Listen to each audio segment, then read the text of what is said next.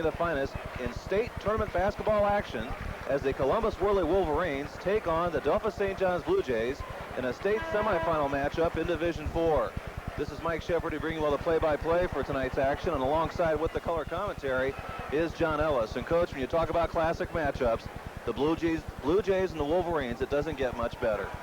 Boy, you're right, Mike. First of all, you got a team coming out of the little city of Delphos up northwest Ohio playing the big city school, Columbus Whirly. It's a parochial school, but it's still got the big city environment with the quick athletes, and everybody's wondering how can Delphos stay with Columbus Whirly. It's going to be a great game, Mike.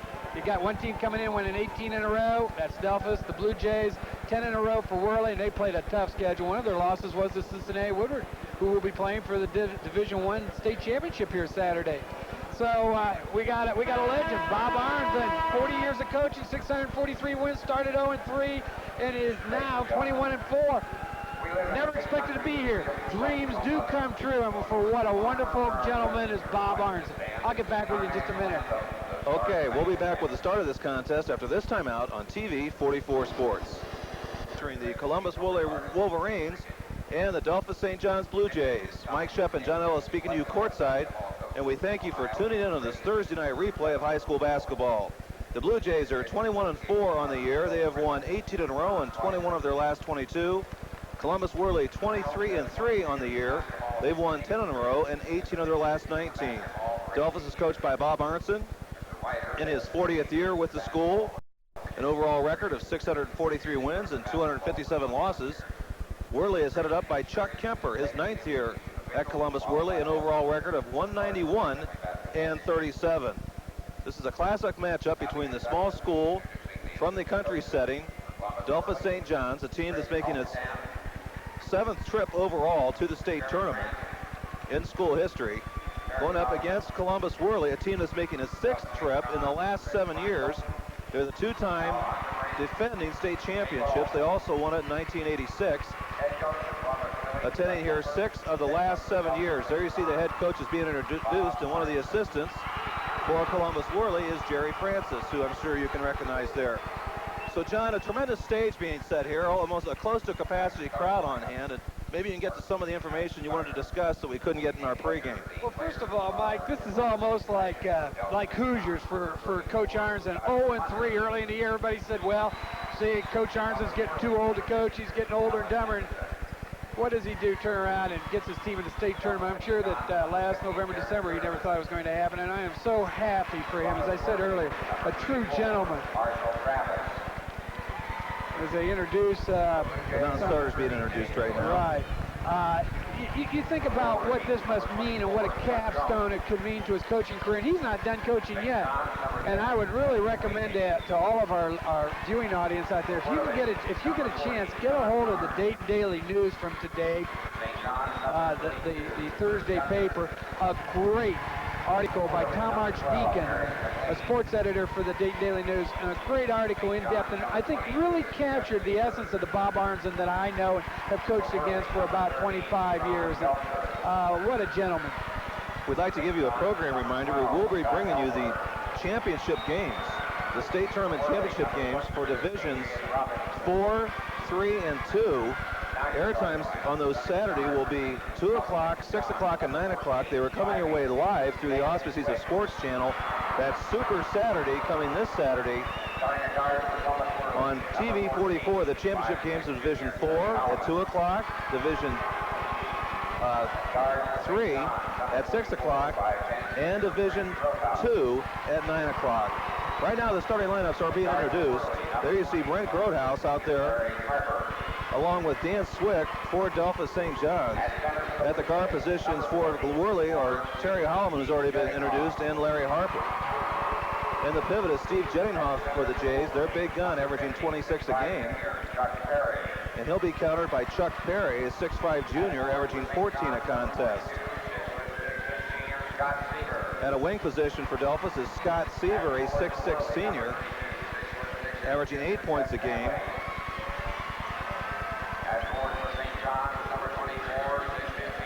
And going forward, Whirly is Jeff Stanley, a 6'6 junior, averaging 11 a game. Pat McHugh rounds out the starting lineup for Delphos. He is a 6'2 senior, while Worley will go with Anthony Johnson, a 6'2 senior. Our officials for this game tonight, there you see Bob Arnzen, are Bill Reynolds and John Weeder. Reynolds from Akron and Weeder from the Canton area. And both of these gentlemen will be refereeing in their 6th state tournament. So a lot of experience in the striped shirts this evening. Close to a capacity crowd on hand. Some empty seats in the balcony, but they'll be filling up as this game progresses. In Division I this morning and this afternoon, Toledo Scott and Cincinnati Woodward won 2-point ball games, so they'll be playing for the Division I state title on Saturday morning. Toledo Scott, their first win down here in 8 trips, so congratulations to Ben Williams and the Bulldogs. Well, what a thrill right now before the balls will be thrown up. Those kids, they take a chance and just look up in the stands and just see people all the way to the roof. They'll never forget that. Here we go. And they'll re-jump it. Of course, Worley was here last year, John. We did the state final game when they beat LCC by 2 points, and most of that lineup is intact. Well, Mike, you know, when we saw them play last year, we thought they'd be back this year. Jettinghoff, good bounce pass across the lane. Shot put up, not there. Rebound comes off to Holloman. He has it picked away. This is Seaver with it. He'll put up the jumper. Seaver gets his own board. The Blue Jays have a lot of opportunities here, and Jettinghoff with the first basket of the game. And here's a press, Mike. They're going right after Worley.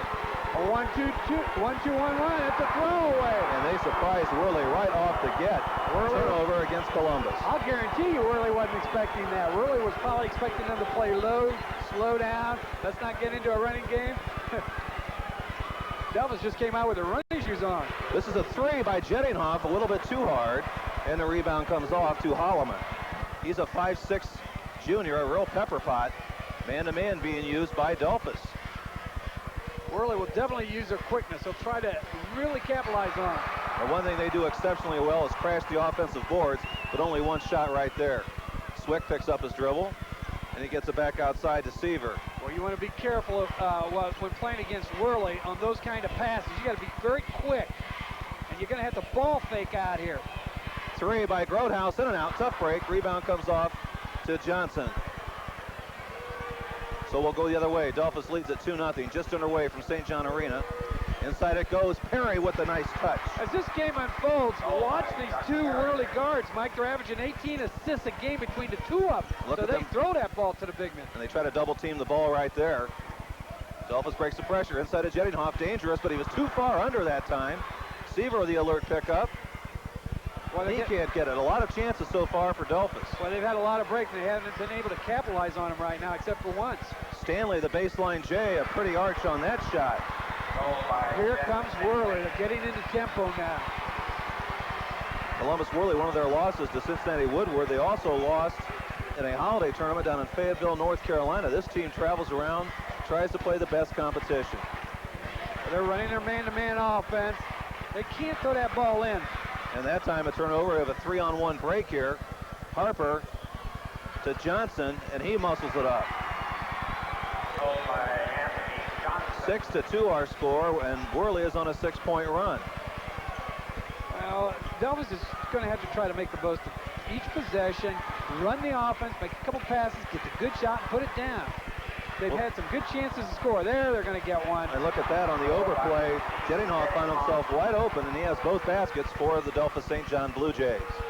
6-4 our score. 2.5 into this one from Ohio State University. Now, these little guards are going to be looking inside, Mike. It's going to be a traveling violation. Right? They're good at pumping that ball inside, get it to big people. They're averaging, what, 74 points a game? 74 points a game on the year at 81 in the tournament. Their opening tournament game was a 12-point win over Newark Catholic. Since then, no one's gotten closer to 20 down the tournament trail. Well, obviously, the big scorer for Delphos is Steve Jettinghoff. McHugh has it blocked away beautifully by Anthony Johnson. A nice defensive play there. But he's also the only double-figure scorer. But for Worley, they have 4 double-figure scores. Nice drive there by Holloman, and he gets the roll. They're capable of scoring inside, outside. They're just a very talented ball club. And Delphos is going to have to clamp down defensively, slow this team down. And indicative of their balance that you just discussed, 4 different players have scored for the Wolverines. McHugh with the ball outside to Seaver. Jettinghoff gets his man in the air. Here's a nice move. And will this be a charge? Yes, Mike. And the charge goes against Steve Jettinghoff. Now, teams will get videotapes of the other team they're going to play. And I'll tell you, a lot of time is spent studying them and breaking them down. And I'm sure that Coach Kemper said, listen, anytime Jennings gets that ball into paint, let's try to take the charge, because he likes to move to the basket when he shoots. Substitutions coming into the contest for both squads. Adrian Robinson's in, number 22. Grudhouse goes out for the Blue Jays, and Scott Elwer, a 5'9 sophomore, number 12, on the floor. Right now, Delphos is shooting 22% and 80% for Worley. That's a difference. But here's this press. Really surprised me, Mike, but I think it's doing a nice job of slowing Worley down. Harper, number 20, the youngster that just dished the ball off, was the most valuable player in the Division IV tournament last year. Don't want to leave your feet like that. And Holloman with the nice jump shot. He has 2 straight baskets, and it's 10-4 in favor of the Columbus Worley Wolverines. And Worley is 5 for 6, Mike, so they came out ready to play, man. 5 for 6. What a start. Jettinghoff, baseline fall-away jumper. Nice shot. He has all 6 points for the Blue Jays. I think as this game unfolds, Sean, is how the other 4 youngsters do for the blue and gold. Right, he's 3 for 5, and the other team, the rest of the team is 0 for 5, and there's an unforced turnover. Terry Holloman wanted to get rid of that ball one way or another. As long as these mistakes continue, and if Delphos can capitalize, boy, these turnovers, capitalize on turnovers, it's really going to be important for Delphos. They can score, but you're right, Mike. How will the supporting cast do here? Elwer gets the ball back, and he lays it in. Nice. Nice little nifty underhand scoop by Scott Elwer, his first basket, and that makes the score 10-8. The Blue Jays to within 2. I'll guarantee you, Worley wasn't expecting this press. They're not really reacting that well to it. You know they've seen a lot of pressure this year. And there's another turnover against Columbus. They'll beat the press, but then they get in the half court and they sort of rush. They're hurrying. On this possession, Delphos St. John's can tie the game up. They're only shooting, 4 for 11, 36%. You have to remember, Worley hasn't lost a tournament game since 1987 when Fort Loramie beat them. Inside pass, Jettinghoff has to get rid of it. Back to Seaver. Both teams playing man-to-man. Swick, nifty back pass. Now across the lane it goes, and Seaver's called for traveling. And here comes Delphos back with this press. Man-to-man, full court. Going to go after him, try to double up on the first pass if they can. Substitution coming back in, Mike. Jeff Wagging comes into the contest. Already Bob Arnzen utilizing the bench.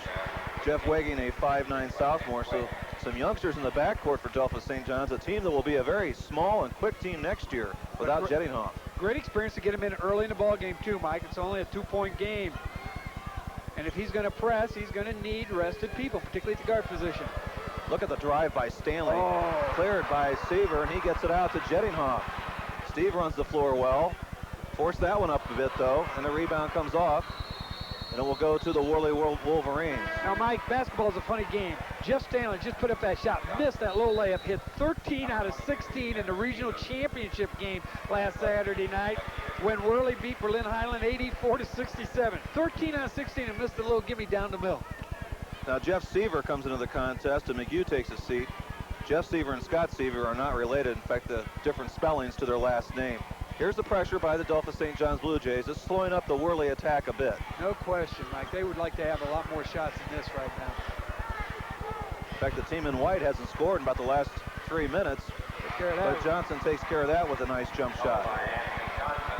Well, it's got to be encouraging to Delphos. They know, A, they can move the ball, run their offense. B, they can get the ball to Jettinghoff, they can score. But you're right. They got to get some more scoring from the rest of the team. Elwer takes the shot, around the iron and out. Ooh. Foul on the rebound, and this is our first foul. Checked out our second foul call of the game, and I believe it will be the first against Columbus Worley. Second year in a row Columbus has had to play a team from the Lima area in the state tournament. Actually, the third. They played Kalida 2 years ago. Oh, that's right. Stanley was called for the personal, his first and the team's first. 2:13 to go, first quarter. Columbus Worley 12, Delphos St. John's 8.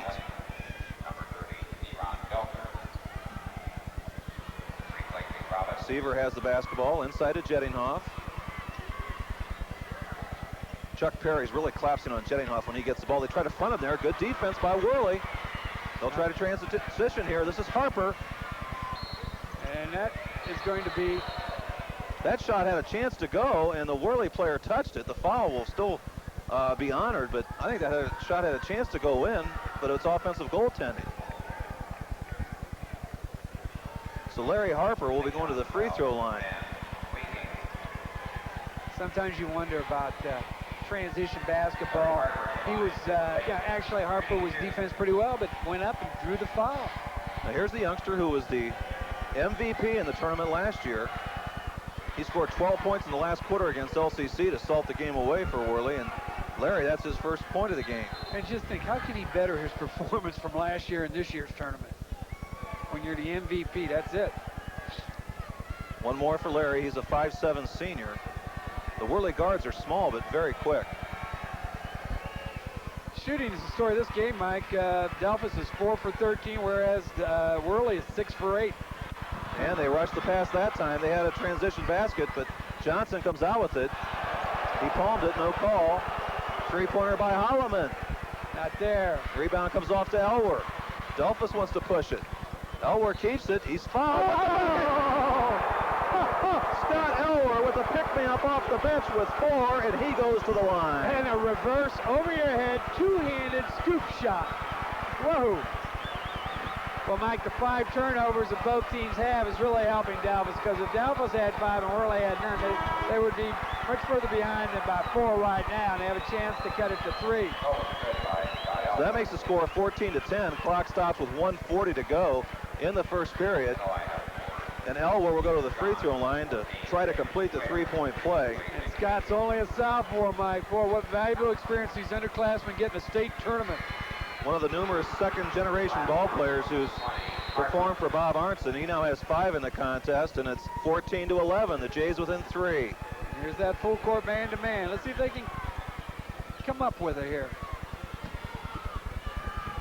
Boy, Harper has it picked away, but the foul will go against Scott Elwer. And he reached on that one. That will be the 3rd team foul against the Jays. Defensive instructions from the Delphos bench. Boy, if Worley would get a cold hand, that would really help the Blue Jays right now. Delphos is shooting Worley is shooting extremely well. Theron Belcher's into the contest, number 30, and there's a turnover as Harper and Holloman miss connections. Well, several truths are starting to surface in this first quarter. Number one is that, hey, the Blue Jays can stay with Worley defensively, Mike, and that's a big question answered right there. Well, the interesting thing here, they're within 3, and they really haven't played exceptionally well at the offensive end. Now, when you're only shooting 35%, oh, now there's that pass, Mike. You got to fake it. You just can't telegraph it and go ahead and throw it with the Worley quickness. The folks that saw the overhead scoreboard, one nice touch here at the state tournament, when youngsters are introduced, their name is superimposed on the scoreboard along with their number. I'm sure a lot of parents get pictures of that particular portrait. Baseline Jay around it in, and he gets a bucket that time, the number 22, Jeff Seaver into the game. We have a 1-point contest, 14-13 Worley, as we approach 1 minute to go in the quarter, and the Delphos crowd knows that. Oh, almost another steal. Mike, and what it is the Delphos defense again. Now, I'm really surprised shooting 40% to 67% for Worley, and they're in the ball game. They're only down by 1. As you said earlier, imagine where they'd be if they were shooting close to 50%. But I believe Worley's getting a little bit impatient right now. Well, Worley plays with a lot of confidence. They haven't lost on this floor in a long time. Belcher, a nice defensive play there by McHugh, so the ball will stay with the Wolverines. Well, Mr. McHugh got beat, and he was lucky to get away with that flick, and it was a clean flick. Well, almost. Now, Worley's getting casual and careless with their passing.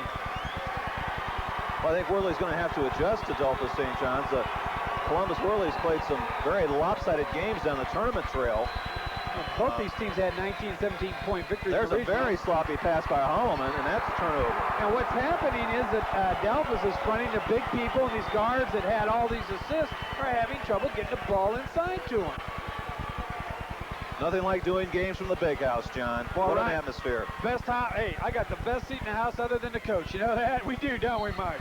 And McHugh is fouled, and will go against Anthony Johnson. The bump off the dribble, so the foul against Worley will be their third team foul.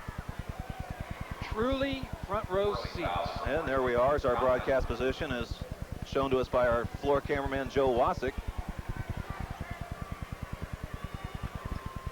35 seconds to go, first period. Delphos down by a point. Their first chance to take the lead since they went up 2-0.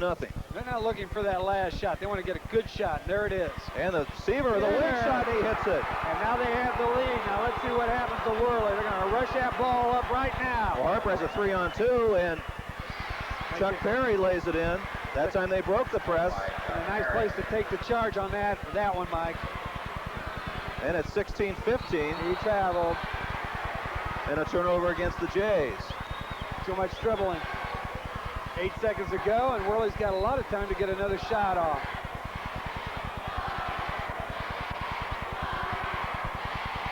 So 8 seconds remain in this first period. Jays up one, 16-15. Now we're down to 5. This is Harper with the ball. He'll take the 3. Too hard, and our first quarter is history. After 1 from St. John Arena, our score: Delphos St. John 16, Columbus Worley 15.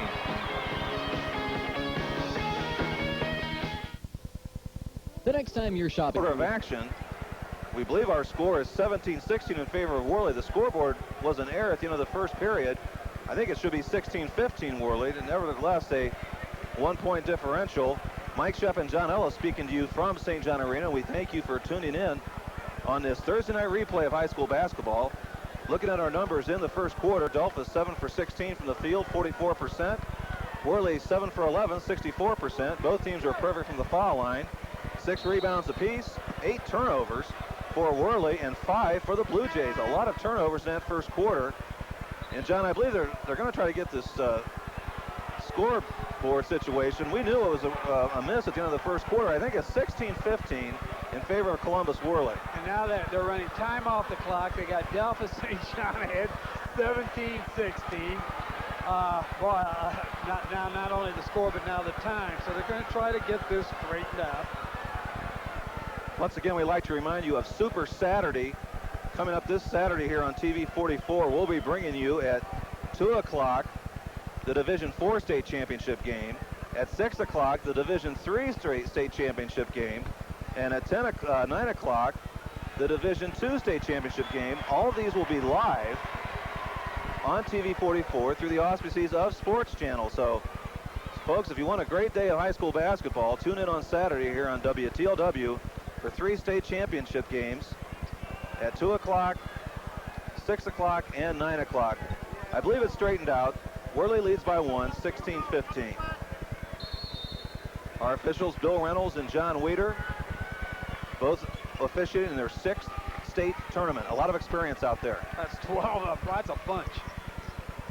So the Jays were down 10-4, but they got back into it and took the lead briefly, and they're very much in this game. Now, Mike, when they get that ball inside, it puts a lot of defensive pressure on those inside players for Delphos, and that's the one thing they don't want to do is foul too much. And one thing we have to remember is that Jettinghoff has a personal foul. They'll have to watch him closely. That foul was called on Jeff Seaver, number 22. He came off the bench to score 4 points in the first canto. And that's the 4th foul on the Blue Jays, which means the 5th going to put him in the 1-on-1. But Chuck's going to get to shoot. Chuck Perry's going to shoot a pair here because he was shooting on the foul. Now, when they front that big pivot man and they can't throw the ball inside, sure takes a lot of pressure off those defensive people inside. And Perry connects. We have one more from him. The Wolverines are up by 2. In and out that time, and the rebound comes off to Seaver. So Columbus leads it by 2, 17-15. We're just underway in our second quarter. If they run this offense, Mike, and they're looking for number 40, Steve Jettinghoff, down there low in that baseline right now. There he is. He's And got Jettinghoff has the ball. The turnaround nice. goes. What a nice soft shot. Quick release. College coaches like that. Quick release on the shot. Well, he'll make some college a very fine ball player. One thing I like is his demeanor. He never gets flustered on the floor. And we have a tie game. And he is strong. Three-pointer. Harper can't get it. White jersey's bouncing on the rebound, and it finally comes out. And it's controlled by Delphos. And Mike, here's an interesting stat. Columbus Worley does not have an offensive rebound with their height. And that was their meal ticket last year in the state finals against LCC, and in their semi-final win last year against Springfield Catholic. They were a tremendous offensive rebounding team. They pounded you to death. They put that ball up. That seemed to be their entry passes. You shoot the ball up and everybody go to board until somebody dunked it. Look at Seaver on the drive, checked away. Drew the foul, though. And a foul, I believe, is called on Anthony Johnson. By the way, his reaction was recorded there. And, you know, the Blue Jays have got 3 offensive bounds, and they're out rebounding Worley 9-6. So that indicates that the big people from Worley have not really gotten into the game. Chuck Perry was called for that personal foul. So going to the line will be Jeff Seaver, only a 54% foul shooter. Boy, Big E's here. Got it. Well, if you're going to shoot well one place, it might as well be the state tournament. When the pressure's on the line. A lifetime memory for these kids. And I enjoyed a quote I read earlier in the week where Bob Arnzen said, this is the most fun. He wasn't planning on coming to the state the way this team came around. It's one of the most enjoyable seasons. And that's so nice when you have it in the twilight of your coaching career. Blue Jays are up 2, 19-17, and we have a reach foul, and it will go against Scott Seaver. And that will be his first. So the fouls have been pretty well spread around both teams. Nobody with 2 fouls on either team. But that's the 5th foul, and they don't want Scott Seaver to leave the game. I think Delphos wants as much height on the floor as possible. So going to the line will be Anthony Johnson. He's a 6'2" senior. Started all of last year for Worley on their state championship team. Boy, they have so much experience. But right now, Delphos is out playing them. As Elwer came down with the rebound, and Harper was called for the personal. He didn't care for the judgment that time, and that's the 5th team foul on Columbus Worley. So real quick, both teams get on a 1-on-1. Neither team has the advantage there. And Delphos with a 2-point lead, Mike, can stretch it with the clock stop. The winner plays on Saturday night, 6 o'clock, excuse me, Saturday afternoon, a 2 o'clock game against either Springfield Catholic and Mansfield St. Peter, and Scott Elwer connects. But for a last-second miracle shot, LCC be playing down here as well. Oh, Mike, I'll tell you what, I thought that pound for pound, LCC played so much harder and deserved to be here. Coach Segerson got 110% out of his material if it's possible to go over 100%. Look at this turnover here. The pass goes astray, but the Blue Jays up 4 trying to add to it. Now they didn't need that shot that quick. But the press is bothering the Wolverines, John. Well, I think they totally are not ready for it mentally. Now they've certainly seen a lot of pressure this year. There's almost a turnover there. Harper tracks the ball down. Not only after they beat the press are they shaky, but getting their half-court offense are a little shaky.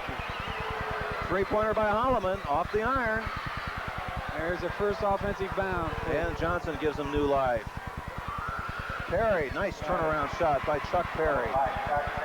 Well, there's some athletes on this floor can make some college coaches happy, Mike. And Chuck Perry shows a very nice touch off that turnaround. It's now 21-19. And there's a turnover against the Blue Jays.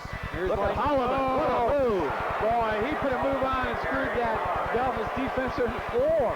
Terry Holloman with some playground dipsy-do action that time, and it's 21-21. And Worley senses blood right now, Mike. They picked it up. Boy, they're coming after him right now. They're going with the trip, here's Jenninghoff. And they go to their money man, and they get it. Big basket. Keep the lead, 23-21. Jenninghoff off a nice feed from Elwer. That makes the score 23-21. The Blue Jays back in front. They got to clamp this defense back on. Oh, he got beat right down the middle with the dish. Nice feed, and Stanley with a deuce off an assist from Holloman. Your guards have got to deny that penetration, because once they penetrate, your big people have to step up, got to stop the driver, and they dump it off to the big guy coming down the baseline. We're tied up at 23, approaching 5 minutes to go in this contest in the first half. Seaver, he wants to penetrate, and a foul's called. Seems like every time Seaver penetrates, he gets fouled. So once again, folks, just to remind you, Championship Saturday, Super Saturday coming your way this Saturday on TV 44. The Division 4 State Championship at 2 o'clock. The Division 3 State Championship at 6 o'clock. We hope St. Henry is featured there. And at 9 o'clock, the Division 2 State Championship. And remember, Van Wert plays Portsmouth in the semifinals, and maybe they'll qualify for the finals. And that Van Wert semifinal game will be on TV 44 Friday night at 11 o'clock and once again Saturday at 12 noon. Now, if you're like my house, folks, get the junk food in, the pretzels, the potato chips, the pop, and keep it close and handy. Tough break there. Delphos St. John's, that was their first miss from the free throw line, and they're only shooting 64% from there this year. But today they've been very successful. 5 for 6, 83%. They've got to keep that up, though, Mike. They're going to have to play an exceptionally good ball game. Seaver has 7 points. The Jays are back in front. Trying to trap down there. And they get the ball, but it was a kick. Looked good, though. Nevertheless, the pressure seems to be bothering Worley. They've taken the ball to the corner, John. That's the worst place you want to have it. Well, that's right, and they're playing rather tentative. Now they're going to trap right there again. They didn't front that cutter.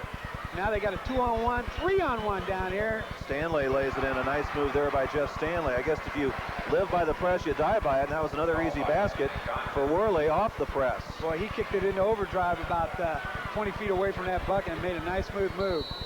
And there's a reach foul, and it will go against Theron Belcher, number 30, into the contest.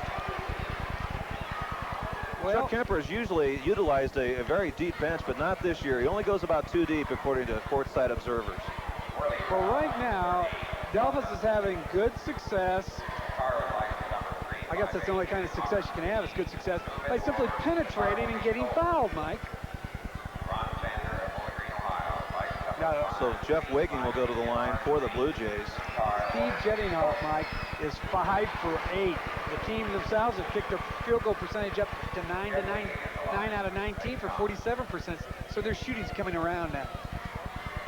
And Waking ties it up to 25. Nice high arch, and he connects on that one as well. And 8 out of 9 at free throw line for the Blue Jays. Very, very, very impressive and very important when you're in a close ball game. Delphos is up in front, 26-25. At this rate, this game will be higher scoring than the 2 Division I contests, which went 49-47 and 59-57. Understand they were 2 fine ball games. All right, now here's that man-to-man defense. Adrian Robinson into the game. That pass is sloppy, and Groothouse comes out with it. Groothouse. I'm not so sure that Delphos wasn't in the zone. Oh, he tried. Receiver, and a kick there. That's a break for Delphos, as the pass was somewhat ill-advised. I think Delphos was in his zone that last time, Mike. So the Blue Jays will inbound underneath their basket with 4:23 to go in the half. Inside, Seaver's got it! And Bob Arnzen's been running that out-of-bounds play for about 15, for 15 years. That's a great out-of-bounds play. Belcher has it. He'll break the pressure, but the Jays are in front, 28-25. And they're doing it with smarts, Mike. They're finessing out here. But boy, Worley's just like a sleeping giant. But this pesky defense is keeping him honest. Johnson with the pull-up J, and he hits it. Anthony Johnson now with 6 points in the game. And it's a 1-point game. Delphos 28, Columbus Worley 27. But you sense that Delphos is playing the game they want to play. Oh, there's a sloppy pass. Groothouse is going to have to track it down. And it was for an over and back violation. One of those little behind, almost not quite a behind the back. It was a side flick that no one was expecting. Well, the Blue Jays have just had a tremendous year. They've only lost one. The school, I should say, the football team only lost 1 game, and the wrestlers had a fine year, and this particular basketball team has won 18 in a row, and they force a turnover there. Let's see if they can convert. Groothouse pushes the tempo, but the pass goes astray. They're forcing things, Mike. They're forcing. They're giving the ball up. They're not taking care of the ball like they should at this point. I like the way they play aggressive, though. Well, now there's a... Look at that. Tremendous play by Seaver. Scott came out with a loose ball, a turnover against Columbus Worley. So both teams being hurt by turnovers right now. 20 turnovers between these 2 teams, Mike. That's an inordinate number. Swick with the ball. This is Seaver. Inside of Jettinghoff. That shot is too hard. And Johnson has the rebound for the Wolverines. So they have a chance to take the lead back with 3:10 to go in the half. They want to take that ball right downtown. What are they going to call here? A reach? Harper with a nice drive, and he'll go to the free throw line. Well, I tell you, he's got a lot of moves, Michael. I wouldn't want to have to guard that guy. So Larry Harper will go to the free throw line. Pat McHugh comes back into the contest, along with Scott Elwer. Coach Bob Arnzen using that bench quite a bit. And Harper shoots 2 for Columbus Worley. Check that, a 1-and-1. And the rebound comes off to Elwer. Elwer, he wants to take it to the hoop, and he traveled with it. Now they're hurrying, they're rushing, they've got to play under control. That is the 11th turnover against Delphos. And all these bad things are coming off that dribble, Mike. So now both teams with 11 turnovers in the game. When you over dribble, you have these things happen. Ooh, almost had that one. Good defense. Now there on the overplay, Anthony Johnson. He puts it in. He showed some good strength that time as Johnson was almost too far under. But he puts Worley back in front at 29-28. Nice body lean. Now, the Blue Jays have 10 turnovers already. And I'd say at least half of them were unforced. They're going to run the offense here. They better get it to Steve Jettinghoff here. They're really banging with Kemp. He lets him go, and he missed that one off the iron. Stanley in the stratosphere for the rebound. Well, you just get a feeling now. Harper 1-on-3. He missed that one. Oh, that did not help the cause. I think he wanted to break Delphos with that three-pointer. And Wigging brings it down. He threw up a prayer, wasn't answered. And the outlet pass comes to Johnson. This is Holloman. Oh, look at that play. Beautiful teamwork between Holloman and Johnson. What timing. And right now, Delphos is taking themselves out of the ball game with some gambling-type shooting. 31-28, Worley by 3. And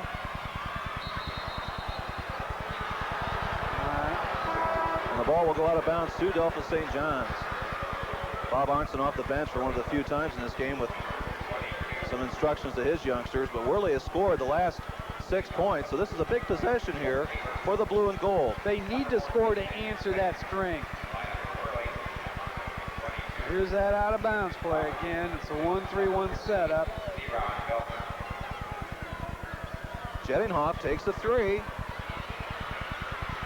And the ball goes out of bounds to the Wolverines. Here we go with that full court man-to-man press by the Blue Jays. They're gonna... That pass was very sloppy. Luckily for Worley, they came out with it. But look at Swick chase it down for the turnover. Good hustle. Now get into the offensive flow. That's it. And Jettinghoff will be called for traveling, I think. No foul is called. Shoved, I believe, when he received that ball. There was a hand on his hip.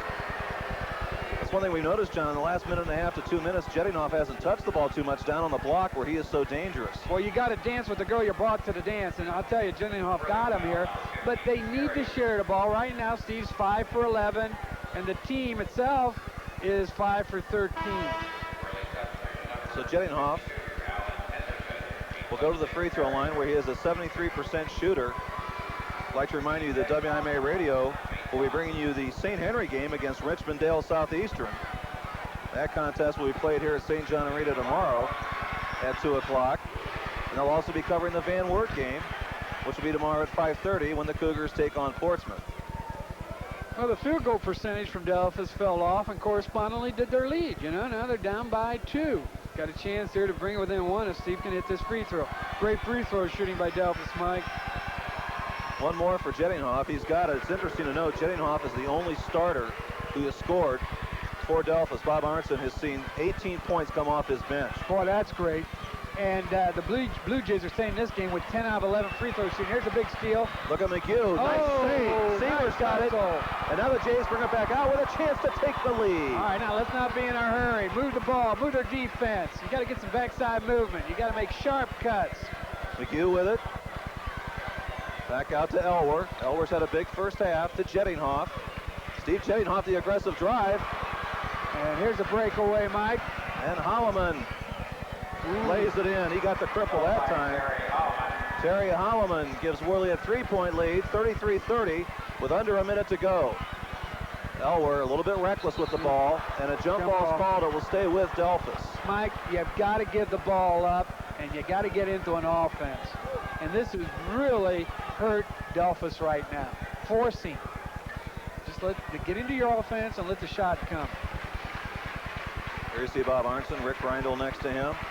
40 years here at Delphos St. John's High School. Do you remember, do you realize how many months or years he spent riding a school bus around the games? Whole bunch. Worley's ball. And Worley gets the ball off the turnover. 39 seconds to go. They've got a 3-point lead. They're going to bring it down, put it up. They're not going to be looking around to hold the ball, I don't believe. They led by 6 at one point in the first quarter, 10-4. The Blue Jays have had the lead a couple of times, but if they break somebody, they can break somebody deep off of this. But they decide to inbound the ball to Stanley. We're down to 35 seconds to go, and Harper will bring it into the front court for the two-time defending state champions. Adrian Robinson in the game. He has the ball. This is Harper. We're down to 22 seconds to go in the half. Blue Jays playing the man-to-man. Holloman couldn't get it to fall. Rebound comes off to Delphos with plenty of time. 12 seconds to go. Oh, good. This is a big possession. They don't need to force with the ball. He's hammered underneath, and the clock stops at 7. Oh, I wasn't so sure that was the shot they wanted even with 7 seconds to go, but it's going to work out all right. Now they've got to put down these 2 free throws. They're shooting 91% the free throw line right now. 10 out of 11, only 1 miss from the line. I'm very impressed with Scott Elwer. He does seem a bit disorganized at times, but for a sophomore, he's very aggressive on the floor. Mike, I think the one thing I'd be concerned with is that the field goal percentage has fallen to 40, and Worley's kept theirs up at 65%. Now, normally when you get into the regional, well, anytime, but particularly in late tournament play, the team with the higher field goal percentage normally is winning because their defense has stopped the other team, and their offense has been able to overpower the other team's defense, and thus the higher field goal percentage. So Scott Elwer's come off the bench, and with the missed free throw, he now has 8 points in the game.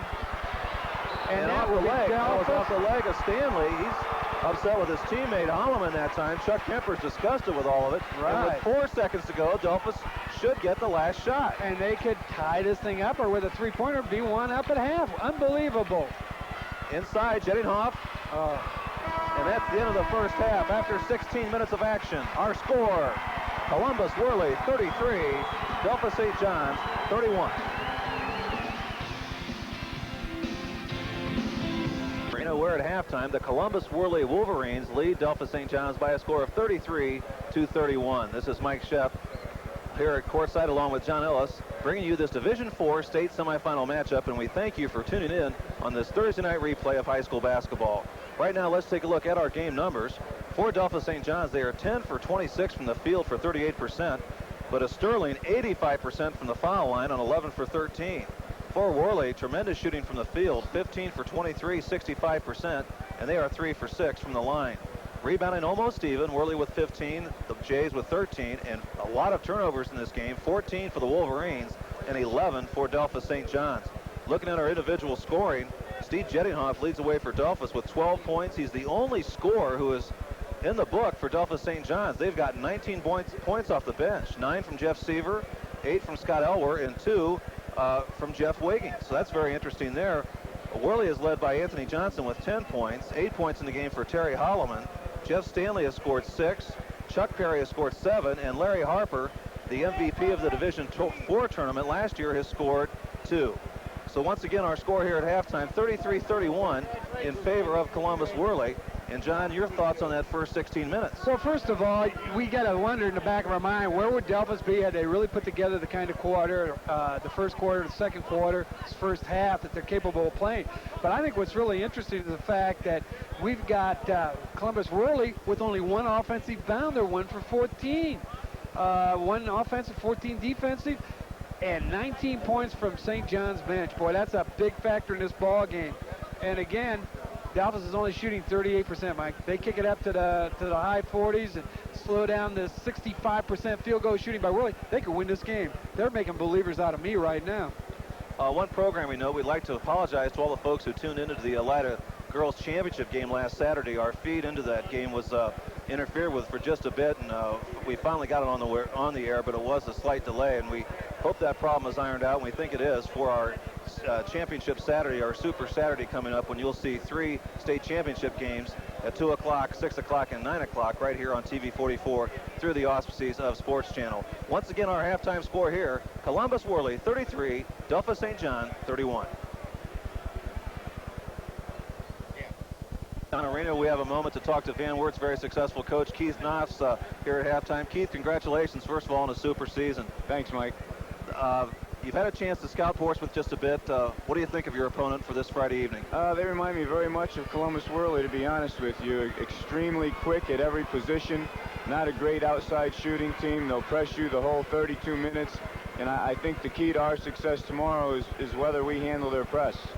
Coach, we understand they go 10 deep. Is this going to be a factor where they might try to wear your ball club out? With their style, it's a definite factor. They do go 9 and 10 deep. They just keep coming at you. They play very hard, and they score a lot of baskets off steals off their press.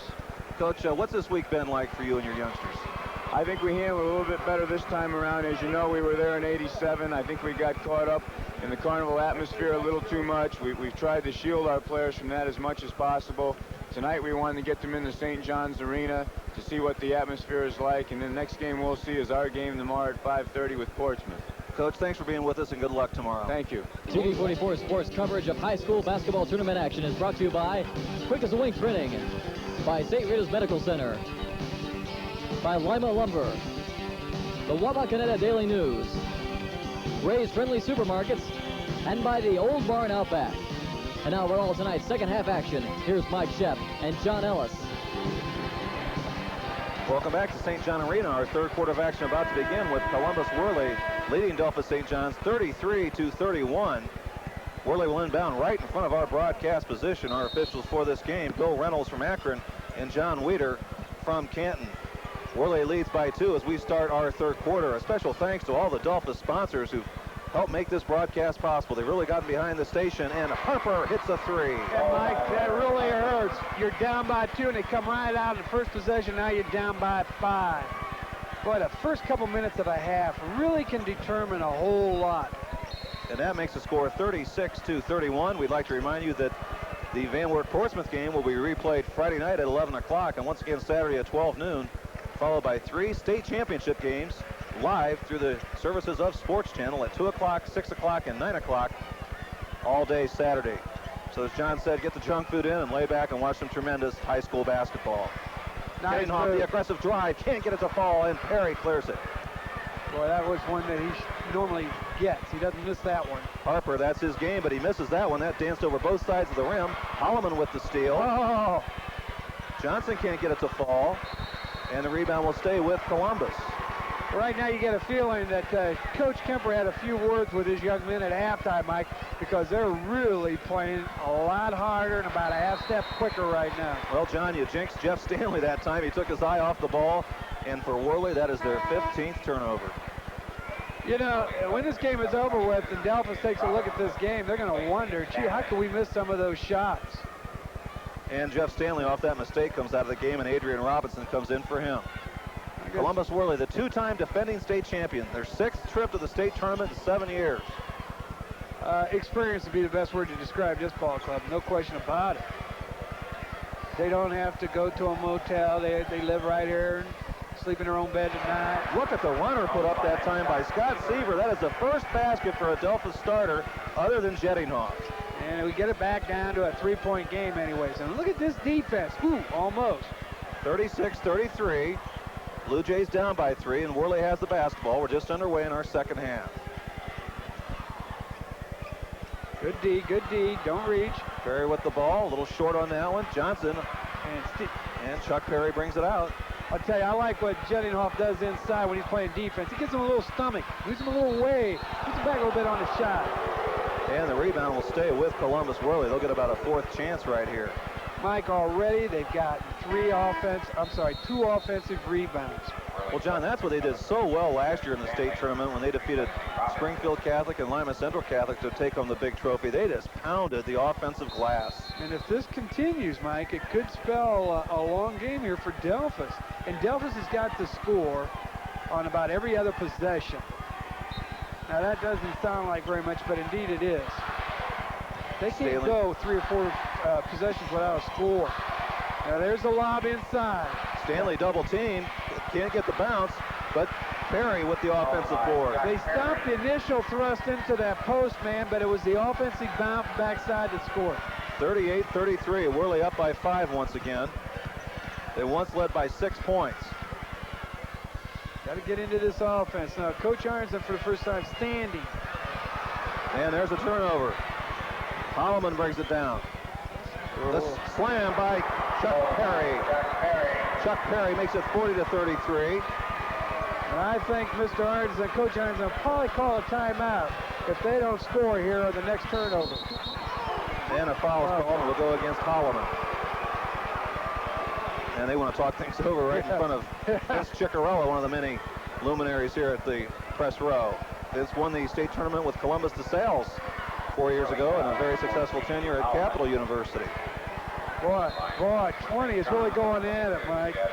Larry Harper was really talking strong. He was really talking. Right at center circle with Brent Grotehouse. And chesting up on Mr. Grotehouse. Coach is going to... I like this. This is good.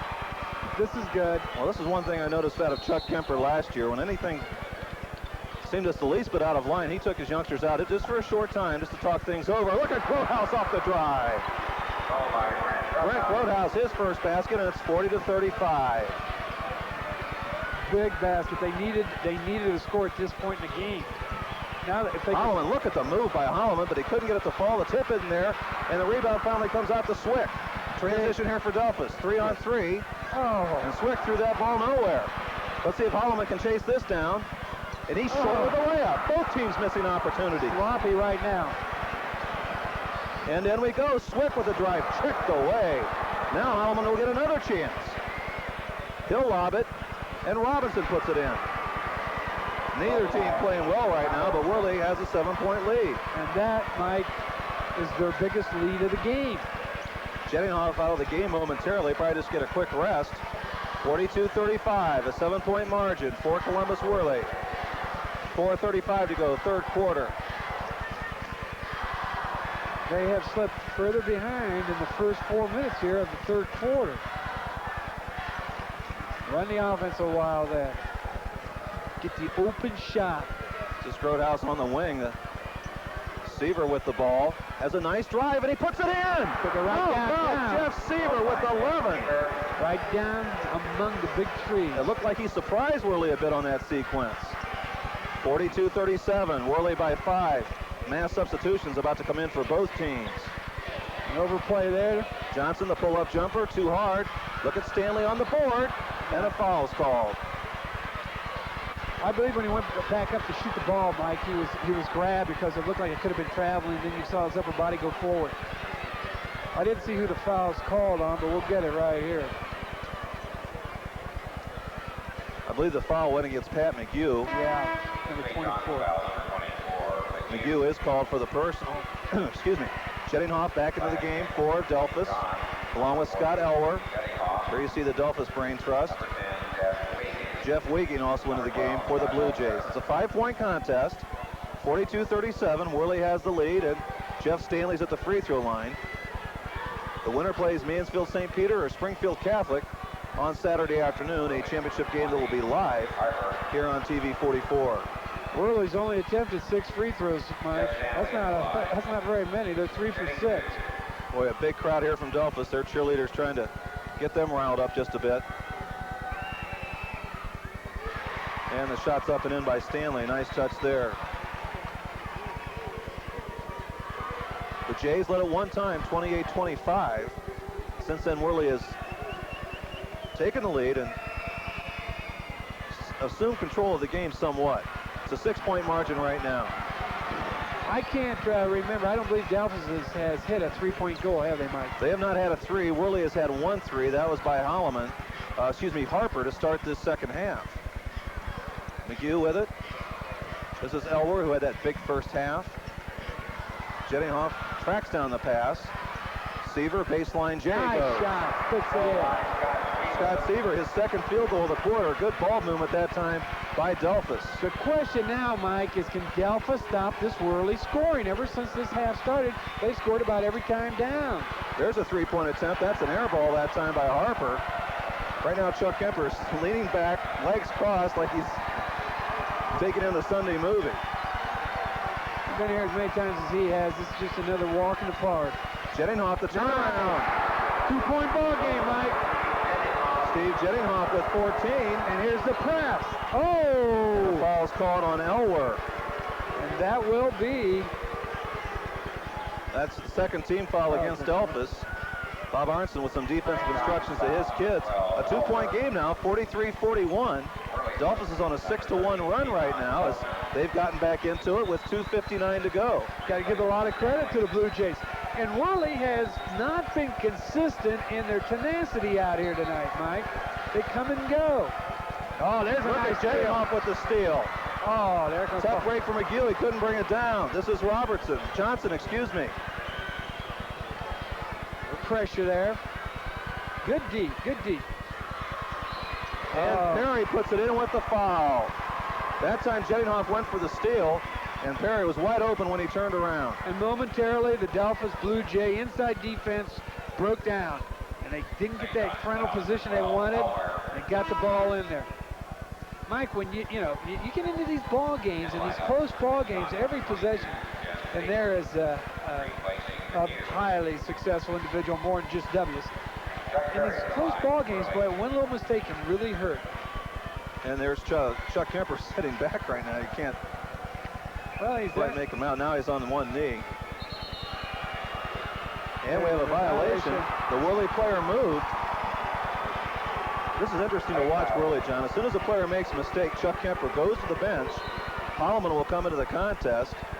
And Theron Belcher will take a seat as he moved after the lineup was set at the free throw line. I think they expect to be taken out, Mike. 45-41. So the three-point opportunity for Perry was denied, but Worley leads by 4 with 2:40 to go, third quarter. They cannot shake the Blue Jays. And let's give a little credit to the guard play here. Oh, there's that be was a foul. A strong play by Jedinghoff. He had to go down to the deck to get it, and he was fouled. The guards have been able to successfully handle that perimeter defense by Worley. The Worley Wolverines were tremendously quick, all 5 positions. But the Blue Jays have matched it, Mike. Done a nice job out here. So Delphos will go back to the free throw line, and this is Steve Jedinghoff. And a nice touch there. Jedinghoff with 15. This youngster has a school record in one game for scoring 52 points against Dayton Jefferson last year. That's something that is an honor and record when you think of all the great offensive players who have put the ball up for Delphos St. John's over the years. And that's 13 out of 15 at the free throw line for Delphos, a very important statistic. 45-43, Worley by 2 with the ball. Three-pointer by Harper. Offensive board to Robinson with the foul. Oh, just a horrible fall that time as Harper went right over his teammate Robinson, but he's okay. So Adrian Robinson with his second basket of the game, second basket of the quarter, I should say, and he has provided some spark off the bench for the Wolverines. Makes it 47-43. Well, right now, I think that Larry Harper's sort of checking that left knee of his a little bit. Worley has 7 offensive rebounds in the game to 3 for Delphos, and those are monster rebounds, John, because that gives you another opportunity at the basket. And as we said at halftime, they had 1 offensive foul. So it gives you an idea of how they've been pounding the offensive boards just in the third quarter here. And Adrian Robinson with a nice touch. He comes out of the game after making the triple. And Stanley comes in, so it's now 48-43. Worley leads it again by 5 with 2:15 to go in the third quarter. Toledo Scott and Cincinnati Woodward won our Division I semifinals. Worley in this 1-3-1 zone, trying to slow down the Delphos attack here. They want to collapse when Jedinghoff gets that ball. Looks like they're spreading just a little bit here. Well, they're adjusting their offense to this 1-3-1 right now, Mike. They're going to double the ball in the corner, dribble it down low. There it is. Got to hit it. Got to hit it. Seaver takes it. Got it. You've got to outnumber, find the open man, and hit that shot. Jeff Seaver has 13 points coming off the bench. 48-45 Worley. Inside, Perry can't find it, and the rebound comes off to Seaver. 3-on-2. Nice pass. Put the way past it, Jedinghoff. Can't get it to fall. Tip in there. Tough break for the Jays. Now Worley has a 3-on-2. Holloman to Stanley. He's cut off, and they'll bring it back outside. Not a whole lot of outside shooting from Worley. There's a nice steal by Steve. Jedinghoff with the steal to Wigging. Give it up. Both teams looking a bit tired here, and there's a turnover against Delphos. 2 big missed opportunities. 15th turnover, or 16th turnover for Delphos, Mike, and 18 for Worley. So surely reflective of a wide open game. Both teams playing with the throttle wide open. And not many timeouts, Mike, in this game. None so far. Neither coach likes to take a timeout. There's always a test of will sometimes. I know I always hated to call the first timeout. Chuck Perry comes out of the game. This will be his first rest, and it'll be interesting to see how Worley operates without him, because he's been the guy who's been checking Jettinghoff. Oh, almost a steal there. This press has been very, very effective by Delphos. Worley looks a bit disorganized against it. Almost nonchalant, too, Mike. Trying to beat it deep, and lob that ball to corner, and they got to double it up. Anthony Johnson will bring it up. And he has his pocket pick. Give it out. There you go. This is McHugh. Stanley behind him picks it away. You've got to explode with that drive dribble. You can't coast and overdrive. We'd like to remind you that WIMA Radio will be covering the St. Henry Richmond-Dale Southeastern game. That will be 2 o'clock Friday afternoon, the Division III semifinal, and also the Van Wert Portsmouth game, the Division II semifinal. Three is good! Oh, boy! Elwer fills it up. Tied ball game, 48-48, 55 seconds to go in the third quarter. And the Delphos crowd comes alive. Boy, I'll tell you, Worley doesn't want the Delphos crowd in this game, I'll tell you. Oh! And on that occasion, Swick with a nice defensive play. You don't think that three-pointer didn't fire up the Blue Jays? Right now, the Worley trainer is working on the foot or ankle of Chuck Perry on the bench, and that could be a factor later on. Looks like they iced his knee down a little bit, I believe. Delphos crowd on its feet, making a lot of noise. Columbus Worley with the ball, under 40 seconds to go in the quarter, and we're tied at 48. The Division IV state semifinal. Running that flex offense against the Blue Jay man-to-man defense, trying to get somebody open. But with Chuck Perry out, Mike, you're right. They don't have their leader out on the floor right now.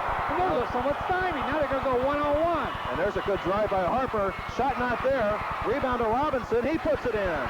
Offensive bounce. Adrian Robinson has scored 7 points in this quarter to pick up Worley. It's 50-48. Elwer with the basketball. We're down to 7 seconds to go. Seaver has it. Inside to Jettinghoff. Aggressive move. Now, Mike, when he got that ball, he was so quick with that ball inside. He took it right down. The clock stops at 2 seconds, and Jettinghoff has a chance for the three-point play. Look at the Blue Jay student section. Well, they into this game now. And the Blue Jay field goal percentage that I talked about at halftime is now up to 49%. They've hit 18 out of 37. Whereas Worley dropped from 65 down to 52. They're 22 out of 42. The Blue Jays are 8 for 11 in this quarter from the field. Jettinghoff with 19 in the game. They lead 51-50. Harper ends the third quarter. We have 8 minutes of action remaining. Our score, Delphos St. John's 51, Columbus Worley 50. Now we have 8 minutes of action remaining here, and our score, Delphos St. John's 51, Columbus Worley 50. Looking at our third quarter stats, the Jays 18 for 37 from the field, 49%. Worley's 22 for 42, 52%. Delphos is 14 for 16 from the line, 88%, while Worley is 5 for 9. Rebounding goes to Columbus Worley 25-19, and they also have 3 more turnovers than Delphos. Inside to Jettinghoff. This has been their meal ticket. Not that time. Oh, rebound receiver. Jettinghoff tries to reverse. It's checked again. Yes! Third effort, Mike, and you have a feeling momentum is definitely on the Blue Jays side right now. They're playing inspired basketball again. Harper is given the 3, and a foul on the rebound, I believe. A shove inside on... Will go against Delphos and Jeff Seaver. So the miss by Harper, and that will be the 5th team foul against Delphos, so it'll be bonus time for the Wolverines. But right now we have a game on our hands, folks. At one point, Delphos led by 3. At one point, Worley led by 7. And right now the Jays have matched their biggest lead with Anthony Johnson going to the free throw line. Mike, I'm surprised that Worley came down, put up the 3 instead of trying to pound the ball inside. It's almost like they're hurrying now once they fall behind. Anthony Johnson with 11 in the contest. So far, the unsung hero for Worley's been Adrian Robinson. He's on the bench right now, number 22. He scored 7 points in that third quarter. Well, without his scoring, that would have been a heck of a third quarter for the Blue Jays. Nice technique for Anthony. He now has an even dozen. And the Blue Jays lead it by 1 at 53-52. Play with the lead intelligently, get good shots. Just underway in our fourth quarter. The winner plays Mansfield St. Peter or Springfield Catholic. Get the good shot out of your offense. Don't force it at this point. Run your offense a while. Get that defense a little bit tired. Make them move. Make them make a mistake. There it is. There's the foul on Perry. They're trying to overplay Jettinghoff, and let's face it, John, I doubt if, even though they do play a very competitive schedule, I doubt if Worley has seen a big man with the moves and the accuracy that Jettinghoff has shown tonight. Well, I noticed just coaching-wise, Mike, you're exactly right. They're having tremendous difficulty fronting Steve Jettinghoff. They're not really doing it right. They're coming over the top. He'll roll down baseline. He comes down to baseline. He rolls over, and he's been hurting them. And they cannot stop him from getting the ball. There he is. Got to do it. Flash cut there, and it's blocked away, and a foul is called, and we'll go against Anthony Johnson. Will this be the game plan for the fourth quarter? Might get that ball down inside for Delphos and make them foul Steve Jettinghoff, or take the ball down the middle. They're going to foul you. Looking at two teams on a roll. Delphos has won 18 in a row, 21 out of 22. Columbus Worley has won 10 in a row and 18 of 19. So something has to give tonight. Well, both teams obviously are in the 1-on-1, and if it comes down to free throw shooting, boy, the nod right now goes to Delphos. 14 out of 16, 15 out of 17, Mike. That's only 88% free throw shooting. Wow. And 22 for Steve Jettinghoff. 12 in the first half and 10 so far in this half. 8 out of 21 from the floor, Mike. Got it. And that restores, I believe, the three-point lead at 55-52. Down here in the corner. Ooh. All sorts of trouble with the St. John's. Boy, they reversed that ball with a low, soft pass. There it is. Pressure, but Jettinghoff comes out. Right. The big puppy leads the break. Steve Jettinghoff. Got it! What a nice one-on-one move. Steve Jettinghoff with 25. Struck, and they're going to call a timeout. Worley wants to talk it over. Our first timeout of the game. Our score, Delphos 57, the Worley Wolverines 52.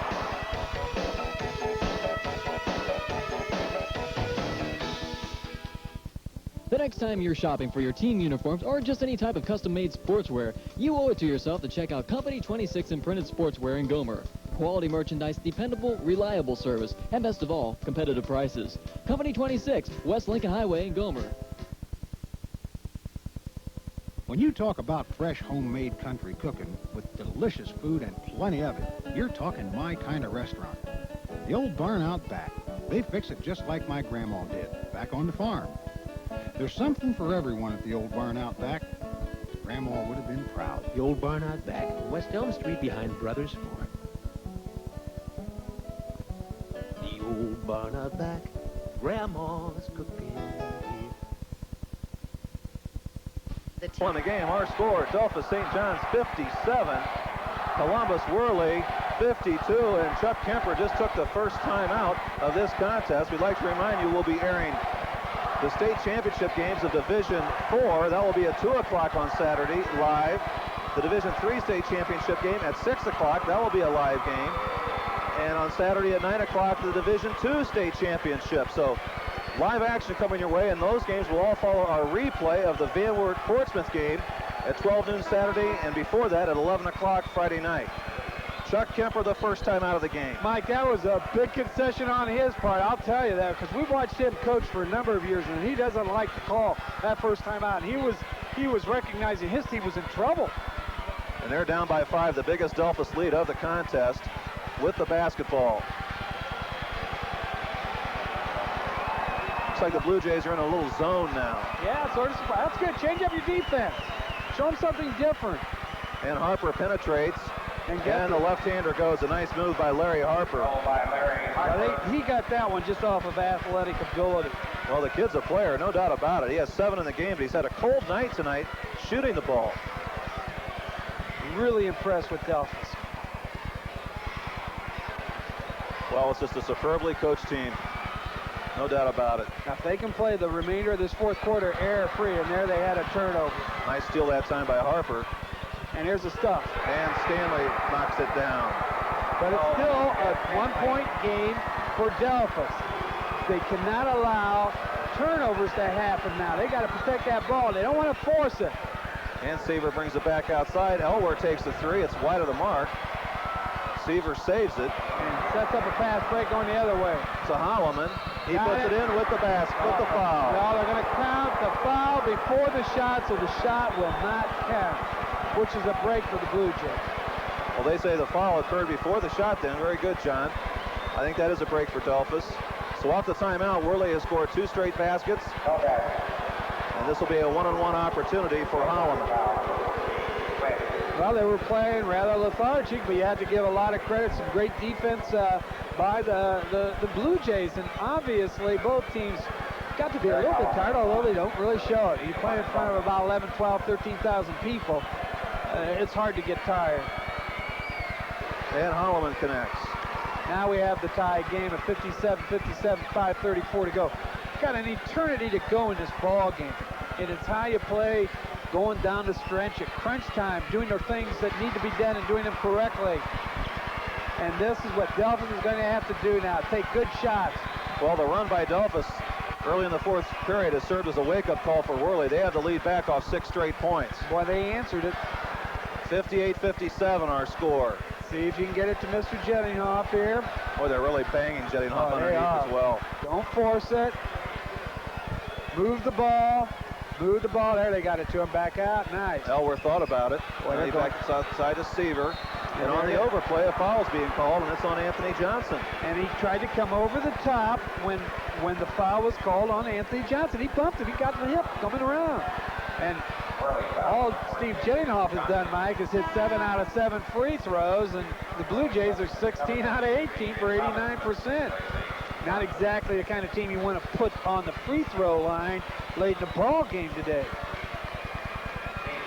So Robinson comes out of the game, and Johnson comes out of the game, and Robinson comes in.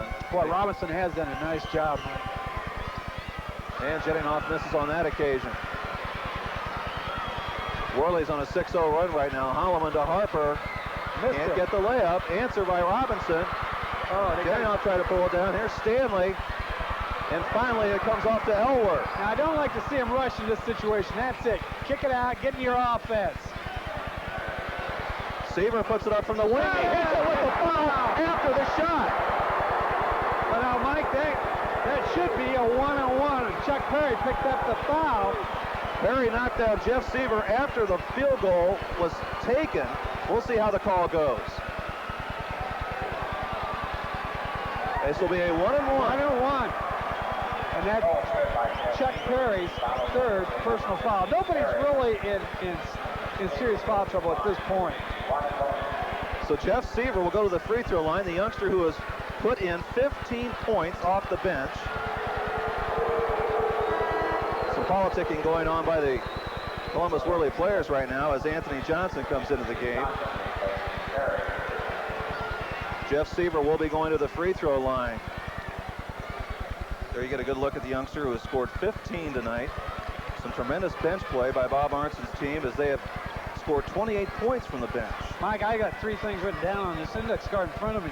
Free throws, bench scoring, and inside defense by Delphos have all been very instrumental so far in this ball game. But I think above and beyond anything, it's the free throw shooting. 17 out of 20, 85%. So we have a possibility for a unique 4-point play right here. And he got it. And Seaver has it, so 4 points off that sequence for Jeff Seaver. Now that's a pass you may want to try to intercept a little later.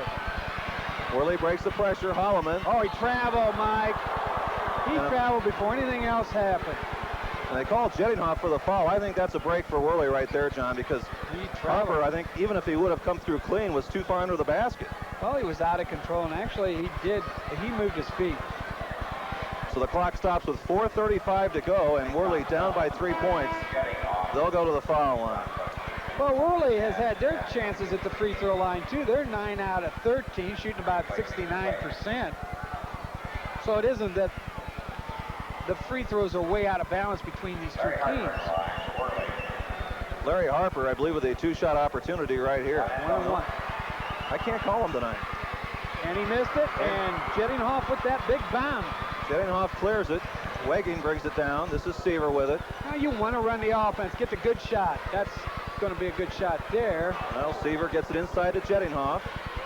Can't get it on that occasion, and the rebound comes off. That's just physical strength there. And it looks like a Delphos player is shaken up at the other end of the floor. Says Jeff Seaver. He's out. Holloman's in the tall timber, and a 3-second violation. Looks like Jeff Seaver's right elbow, wrist. They just took that rebound right away from him. Physical strength. Who was that? Was that Anthony Johnson that took that rebound away from Jeff Seaver? Threw him to the floor. Jeff Seaver shaking it out a little bit with the help of Bill Reynolds, one of our veteran officials from Akron. The clock stopped with 4:11 to go. There you see the story in the background, 61-58 Jays, and they have the basketball. They've won it all back here in 1983, and they're trying to duplicate that feat here tonight, and they have played a spirited game so far. But Mike, right now, I think the advantage has to go to Delphos. Worley's having trouble re-securing the lead. Really banging. Right now, Anthony Johnson is checking Jettinghoff. They don't have Chuck Perry in the contest. Give him a lot of credit. Elwer, pull up Jay. No. Break, and look at Johnson clear. And fouls when he brings the ball down. And Elwer commits the foul. So our clock stops with 3:44 to go. One thing you won't see Delphos do, they won't be tentative. They will go to the basket. But he's only a sophomore, Mike. What a nice-looking sophomore. And he's the son of Denny Elwer, who played for the Jays back in the late 60s and early 70s. I want to call him Denny. Young man that you coached against when you were at Bath High School. Wow. He was a tough kid to defense. A one-on-one here for Johnson, who has shown great form at the free throw line. Oh, Stanley off the board, and then he's fouled. Stanley came from nowhere that time. It looked like he was out of bounds, and he came back right underneath the basket to get the ball. Mike, I think you may be right. I thought he did go out of bounds. But again, the basket extends 4 feet over the court. And Jettinghoff was called for that personal. That is his third. now they've had a number of opportunities. I'm talking about Worley here, the Wolverines. Having a little trouble here going down the stretch hitting some of these free throws right now. They're 9 out of 15, 60%. And Stanley connects on that occasion. Once again, an offensive rebound has given him this opportunity at the line. And they have, Mike, gotten 11 offensive bounds in the second half after only getting 1 the first half. Chuck Perry is back into the action. 33 rebounds for Worley to 23 for the Blue Jays. The Blue Jays shooting 46% from the field, and Worley now is 50% even. Stanley now with 11 in the contest, one of 3 Columbus players in double figures. 61-60, a 1-point game as we approach 3.5 minutes to go. 3 by Elwer. Got it! Oh! And a sophomore buried that one. Elwer with 14 in the game. Somebody better tell the Blue Jays they're not supposed to do this with these big city guys, you know? And it's 64-60 Delphos. How does Worley respond? Harper will it's away, and Elwer comes out with it. Well, I tell you, Worley right now is not responding real well. There's a steal, and a foul is going to be called on the Blue Jays. Now we'll go against Elwer. As that time he tried to dribble out of trouble, a big play by Harper. And that will be his 5th foul, Mike. Or is that his 4th? Let's see here. Scott Elwer was called for the personal. I think that is his 5th. But boy, did that youngster play a game on the St. John Arena floor as a sophomore, scoring 14 points. Woo! Dan Swick comes in for him. What's scoring from the bench? So Larry Harper will go to the free throw line. This could be a big turnaround because Delphos had the ball. They lost it, and then Elwer fouled out of the game. So we'll have to keep track of that with 3:08 to go in the contest. Well, it still places Worley in a 2-possession type of situation. But we've got 3:08 to go. That's just a long time. 3-point game now. One more coming up for Harper. Personality of a team when it's threatened or challenged, how it responds, and particularly down here at the Big House for the state championship in the semifinals. I agree, John. I think character is really defined at times like this. Well, I thought that... Look at Harper. And he drives and puts it in, so Larry Harper with 4 quick points ties it up. And the pass comes inbounds here to Seaver, so they break the pressure, but just that quickly, it's a tie ball game. Jettinghoff with it. Look at him go to the rack. They were pushed away. They were shoving him on his hip when he went up to shoot that. Now there's a foul. You're not going to call that? Oh, there's a break for Columbus Worley. Oh. As Holloman committed the foul that time, and there wasn't a call. But Bob Arnzen off the bench and disgusted with the no call on that occasion. Wow, they undercut the, and here's another timeout by Worley, Mike. And Chuck Kemper wants to talk things over again, the second timeout. Our score, Delphos St. John 64, Columbus Worley 64. St. John Arena with 2:43 to go in our game. Delphos St. John 64, Columbus Worley 64, and the Wolverines will have it inbounds when we restart action. And all 5 Worley players, Mike, on the floor right now are in double figures. We were talking about the balanced scoring. And I think that timeout by Chuck Kemper, Mike, is to tell his young men we don't need a three-point attempt. Let's jam that ball inside. When the players took the floor again, Bob Arnzen let Bill Reynolds know he was not the least bit happy with that no call off the sequence down at the other end. Johnson, aggressive move, and he puts it in. Took it down that baseline. Anthony Johnson leads the Worley scorers with 14. And just that quickly, they have the lead, 66-64. They scored the last 6 points. Got to get a score here and break that string. Tie the game up. Don't Big need a possession. three. This is a big possession right here. Now, let's see if they can score off the pass, Mike. And it's picked away. Anthony Johnson with a nice defensive play. We have 2 minutes to go. Let's see what Chuck Kemper and Columbus Worley decide to do with the ball and the lead. I don't think they'll hold it, but I don't think they're going to be in a hurry either. He's not going to let them rush with that ball. Wrong. Harper takes it up. Wrong. And rebound comes off to Seaver. Ill-advised shot there. Wigging has it. We're down to 1:45 to go. All right, get the penetration. There's a foul. And a reach-around foul there is called on Harper. Now that hurts. That hurts Worley because it didn't need to do that. Putting a team on the line, shooting 86%, 18 out of 21.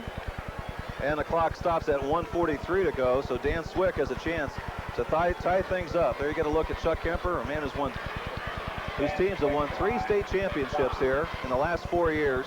They've been to the state tournament 6 of the last 7. And this is Dan Swick's first time at the line, Mike. So some pressure here on the youngster. He's a 5'8" senior. Missed it. Too hard that time. And the rebound comes out to Worley. 66-64. Worley leads it by 2. And Chuck Kemper with instructions to his youngsters. A little spread offense here, Mike. Blue Jays are in a man-to-man. They have to pressure the ball a bit. Holloman down the lane, and they bring it back out. They're going to try to get they'll take the unmolested layup. They can beat you, and there's going to be a foul called on Jeff. Jeff Wiggin is called for the personal. The clock stops at 1:18, and Bob Arnzen takes his first timeout. So 1:18 to go in the contest. Our score, Columbus Worley 66, Delphos St. John 64. 1:18 to go in the game. Our score, Columbus Worley 66 and Delphos St. John 64. We'd like to remind you that we'll be replaying the Van Wert Portsmouth game. That'll be coming your way Friday night at 11 o'clock and once again Saturday at 12 noon. And of course, following that, live coverage of the Division 4 state championship at 2 o'clock. The Division 3 state championship will be at 6 o'clock. And the Division 2 state championship game will be at 9 o'clock, all through the auspices of Sports Channel. At the line for Columbus Worley will be Terry Holloman, a 5'6" junior, with a 1-on-1.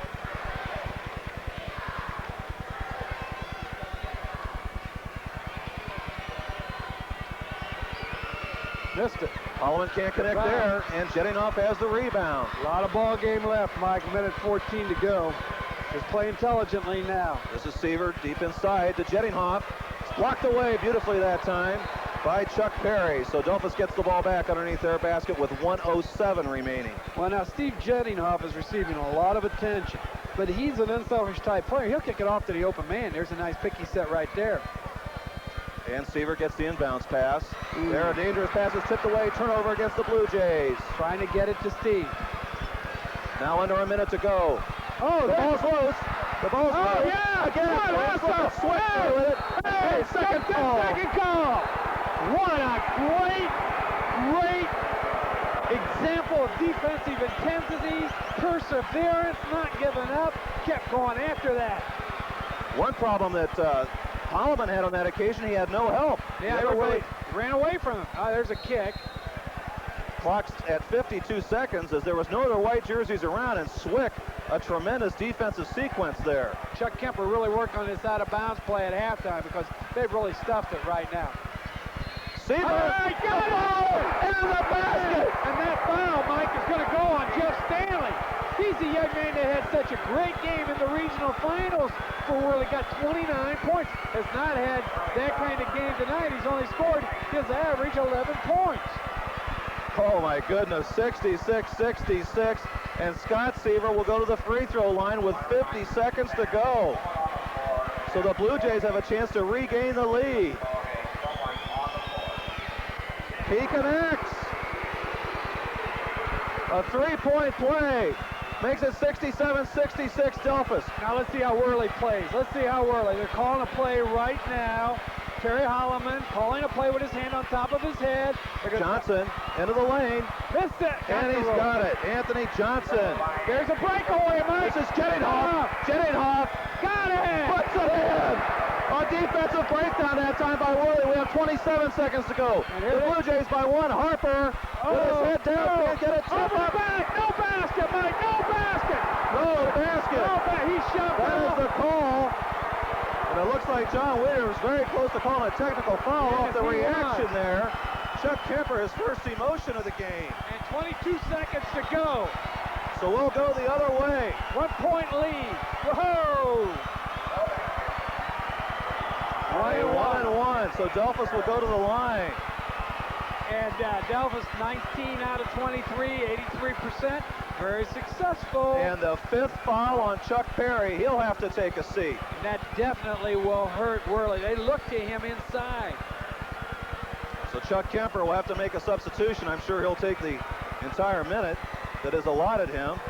Scott Seaver on the night, 1 for 1 at the free throw line. Just hit one about 30 seconds ago.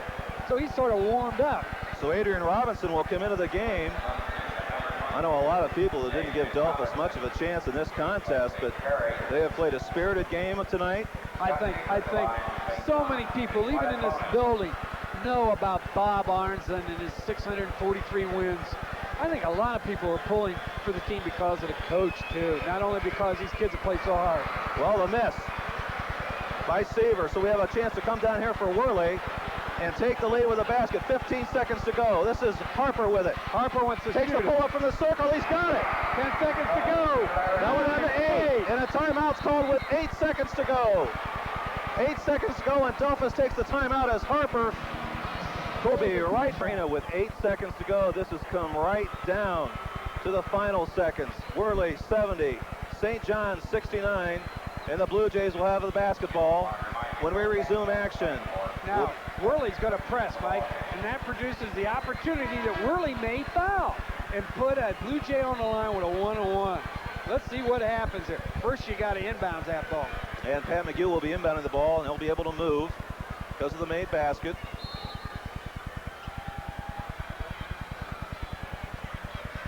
This is Swick with it. We're down to 5 seconds to go. Swick with the basketball, and it's checked away with 1 second to go. Wow. 1 second left. And a timeout's called by Delphos, so they'll still have chance as they didn't get a shot off that time.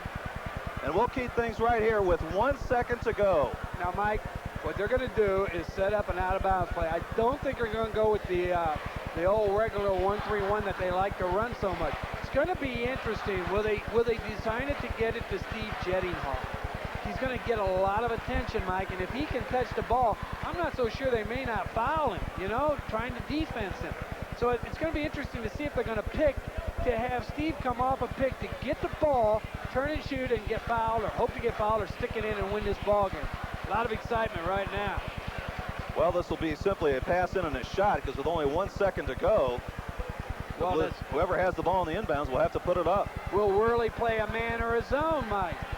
I believe they're going to go to a zone, but let's see. Looks like it might be a man. And Jeff Seaver will inbound the basketball. We have 1 second remaining. Now they're going to call a timeout. They wanted to see the setup. And Chuck Kemper will take a timeout. And with another timeout on the floor, we'll take a timeout. You're watching WTLW TV 44.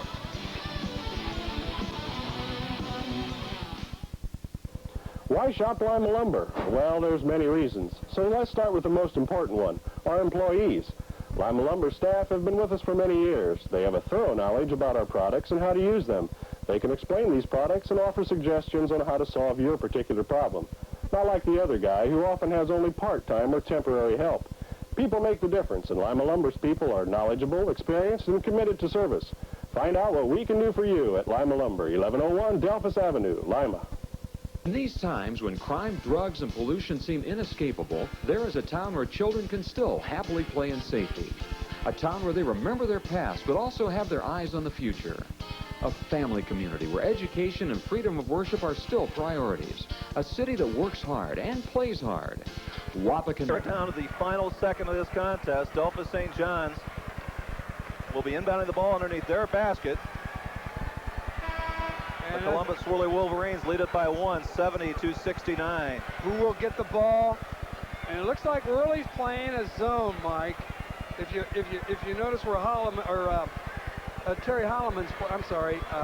Larry Harper's playing sort of loose underneath there. They're doubling up on Steve Jettinghoff. Here comes a lob, out there, and that's the ball game. What an effort by the Delphos St. John's Blue Jays.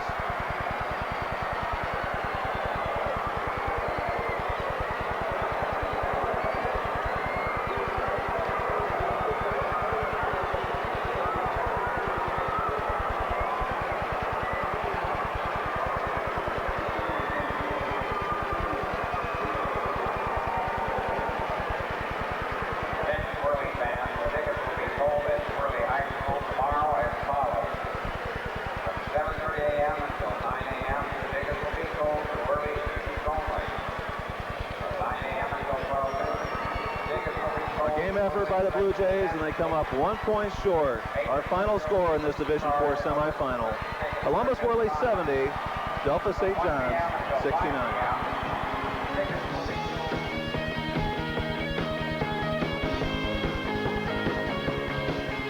You're talking my kind of restaurant. The old barn out back. They fix it just like my grandma did, back on the farm. There's something for everyone at the old barn out back. Grandma would have been proud. The old barn out back, West Elm Street behind Brothers Ford. The old barn out back, Grandma's cooking here. I'm Merle Miller, president of Imperial Office Supplies. Being the largest locally owned office supply center in Allen County carries great responsibility.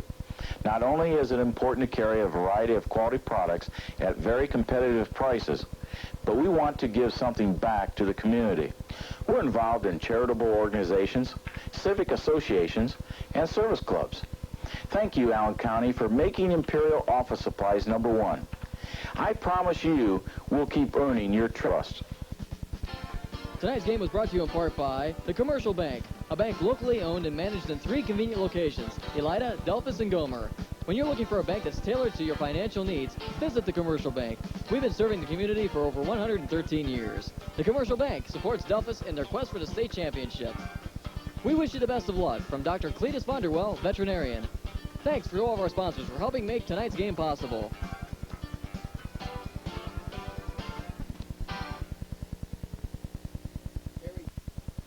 Really disappointed, Coach, but Coach Bob Arnzen, 5th trip to Columbus. Team gave everything they had out here, Bob, tonight. Came up 1 point short.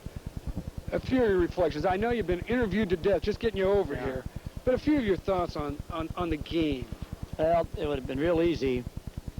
Late in the game, we had about a 4 or 5 point lead, and then we lost that lead and went about 1 or 3 points down. After all the stuff that we had heard about, where it would have been real easy for our kids to roll over and play dead. But they didn't do that. They came right back and gritted their teeth, and all of a sudden we're in a 4 point lead. And not that you feel that 4 point lead is safe, but we had a couple bad plays right at that time, bad selection on our plays. And boy, you don't make that against Worley. They capitalized on them right away. But I think what we did tonight, I think that we showed a lot of the Division IV teams. If you jack up and go out and play as hard as you can for as long as you can, that you can compete with the teams that everybody thinks unbeatable. You know, Bob, what did you say to the kids at halftime? You hadn't played real well in the first half, but you're in the ball game. Yeah, that's what I told them. and they can't shoot it. I said they can't shoot one nickel's worth better than they had shot because they were 15 for 18 from 2.0 for 5 from 3. Well, that's a heck of a percentage. That's up in the 60s someplace. And they weren't all, we weren't giving them baskets away. They were 15 and 18-foot jump shots, a lot of them. And I told them just grit their teeth. The horse was still, we're in a game, and our horse, Steve Jettinghoff, hadn't started galloping yet. And I knew that if we could get him into the ball game, that we were going to make a ball game out of it. You know, Bob, the first half we had you for we had Worley for one offensive bound. Yeah. Now the second, you couldn't keep them off the boards the whole second half. We knew that, but you know, your kids did such a good job of keeping them off the boards. Although they did get in double figures the second half, getting on the offensive boards. Was that a concern going into this game? Oh, very much of a concern because they're good jumpers. But the only reason they only had one offensive rebound, they only missed 2 threes and 5 3-point shots. They only had about 8 misses in the whole first half. So sure, they're concerned. They're hard to box out. Sometimes you box them out, and they still go right over the top of you. Yeah, they did. They did. They could. I don't mean fouling. They just jump and they get the ball. Now, you know, you got 33 points from your bench in scoring. You scored 79. You got 33. About half of your points, Bob, came from the bench. But here's something interesting. Every kid that scored off of the bench is going to be back next year in your program, underclassmen. Yeah, we got four really outstanding players coming back. We need a guy about 6'2" or 6'3", and we got a couple in our program, and if they play a lot during the summer and develop, we're going to have another real good basketball team next year. But Jeff Seaver has been coming off the bench probably since half season, and he's probably averaging 10 or 12 points a game. And Scott Elwer, in the last probably 8 or 9 games, he'd probably average almost 15 points a game. He's really been playing well. And, you know, you get 2 guys off the bench like that, it's a real pickup. Well, Bob, I'm not going to ask you because I know everybody else has, but I know you're going to be back next year with that kind of talent coming back. Yeah. And I want to tell you something. It's always nice interviewing somebody older than me. Second time all year I got to interview somebody older than me. This is the second time I got to interview this gentleman. John Ellis was a nice guy up until the last 30 seconds. Now he's not a nice guy anymore. We'll be right back after this. But I want to congratulate you for all the fans in Northwest Ohio, Bob. Thanks for a great season. Congratulations. Thank you, John. Appreciate it. We'll be right back after this. Back to St. John Arena, where tonight the Delphos St. John's Bluejays came up 1 point short in their Division IV state semifinal matchup with the Columbus Worley Wolverines, losing by a score of 70-69. Right now, let's take a look at our game numbers. For Delphos St. John's, 24 for 52 from the field for 46%, while Columbus Worley was 28 for 55 for 51%. From the line, the Blue Jays 19 for 24, 79%, while Worley was 13 for 20 for 65%. Columbus owned the rebounding department 36-28, and they had 23 turnovers to 22 for the blue and gold. Leading scorers in the game for Delphos St. John's, Steve Jettinghoff had 27 points, while Anthony Johnson led a balanced attack for Columbus Worley with 16. The Blue Jays close out their season at 21-5 with the loss, and Columbus Worley advances to the state finals with a 24-3 mark. So, John, when you recap this contest, I think Delphos did about everything they wanted to do tonight. They got some tremendous bench scoring, some strong performances. Steve Jettinghoff was just a tremendous performer underneath, but they just came up 1 point short. Well, Mike, you're right. And, you know, you watch these two teams playing, and you have to feel that Coach Arnzen was getting every ounce of potential from his young men. They gave everything out here tonight. They didn't leave anything go, and there were some great exchanges of baskets. The fourth quarter was an exciting quarter, perhaps one of the more exciting quarters we've done this year, with the game on the line. And give the old Silver Fox some credit there. That was a great little out-of-bounds play. They had a good shot at the end of the game, right where they wanted it. That's just the way this game goes and the way the ball bounces sometimes. But I have to feel that Bob Arnzen deserves a lot of credit. And, hey, when you get 33 points off the bench and all from underclassmen, you know, we were talking about Van Wert last week with a dynasty. I'm not so sure that Bob's not starting another dynasty all over again. Not that it ever slipped at Delphos, because his young ball players were very impressive tonight.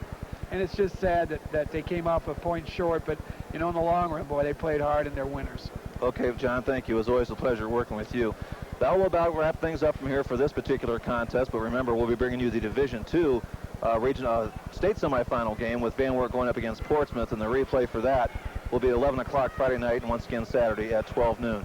Before we go, a special thanks to everyone here at St. John Arena for cooperating with this broadcast. Our final score in tonight's action. The Columbus Worley Wolverines advance to the state championship game for the third straight year as they defeat Delphos St. John's by a score of 70-69. And now for John Ellis and our entire technical crew, this is Mike Shep bidding you a pleasant good evening from St. John Arena.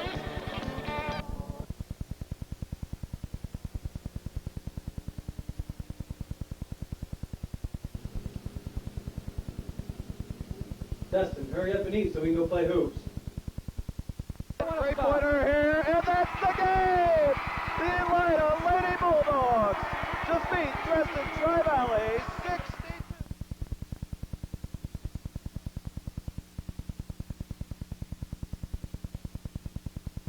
This game has a way of humbling you, and I did it today. But I give our kids a lot of credit. I don't think a lot of people saw us playing in the regional finals and playing a team as good as this is close. But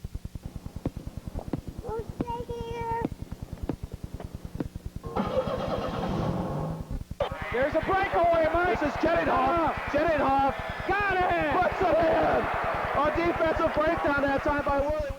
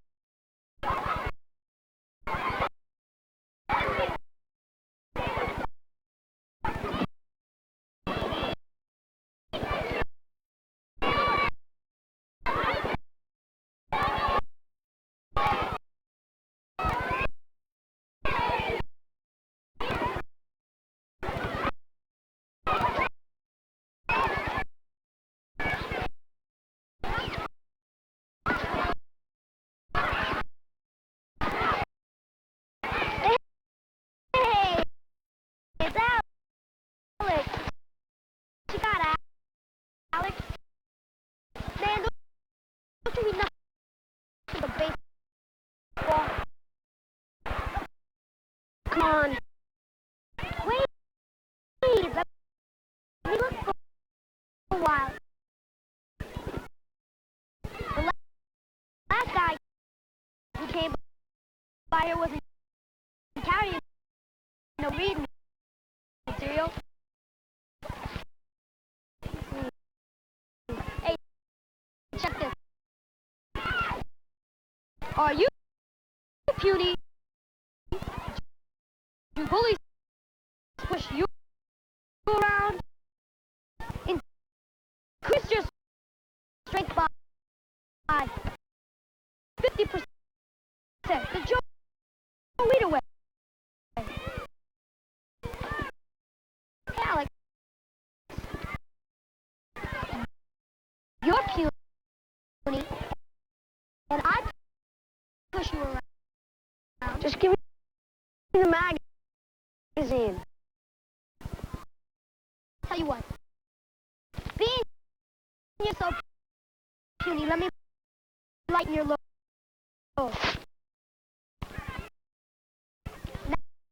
Now you can carry one in each arm. The Joe lead away.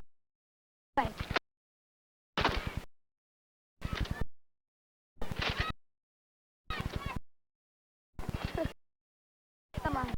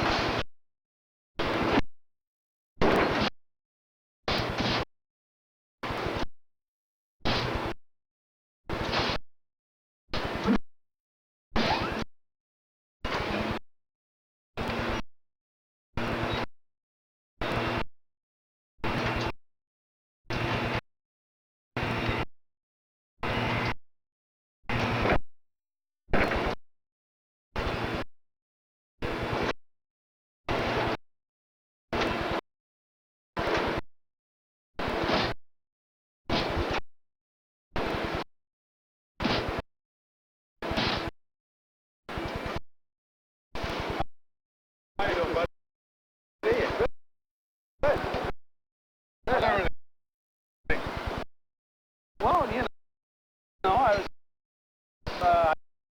I just stopped by to see how things are. I got that for you. Sorry. No. Yeah, I know. A lot of guys. I mean, call my buddy down the other side, please. And you know, I'm going to stop back. Sorry, I can't help you. No, I know.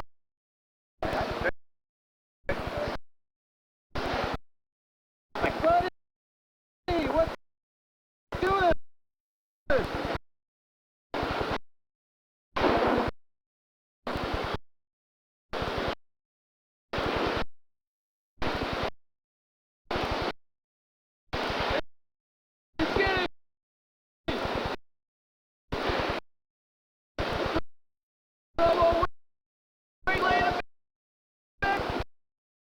Yeah. What are you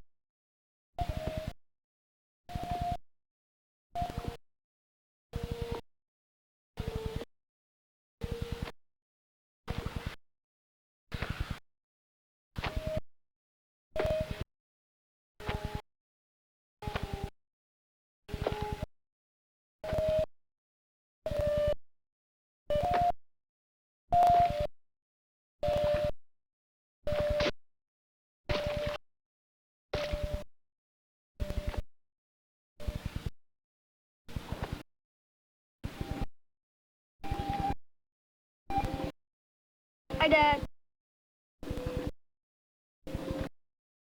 Hi, Alex. How you doing? Good. Any luck?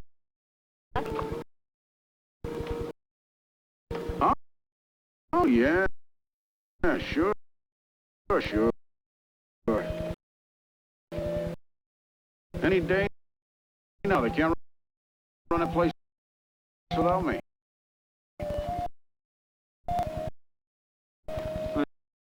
It's a little chilly. Maybe you should put your jacket on.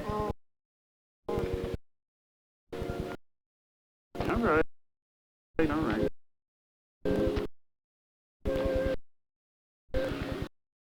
know, this place reminds me of the Navy. Yeah, but you're on a destroyer. They all dock in the same smelly place. Know what I did? What? I played baseball. For the Navy? Sure. On a boat? No.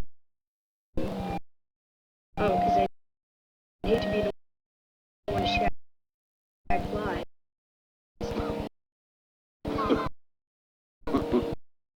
You too much, kid.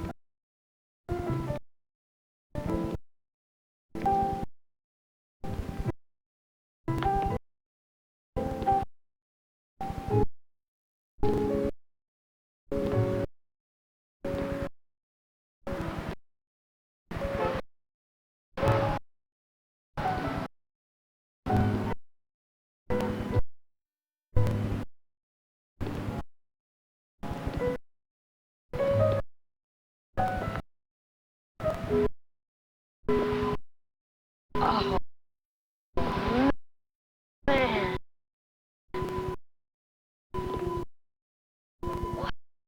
Look at that.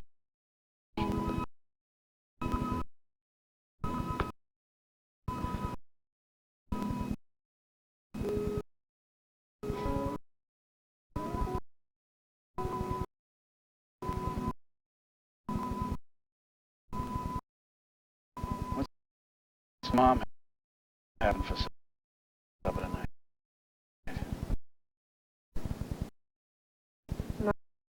Macaroni and cheese.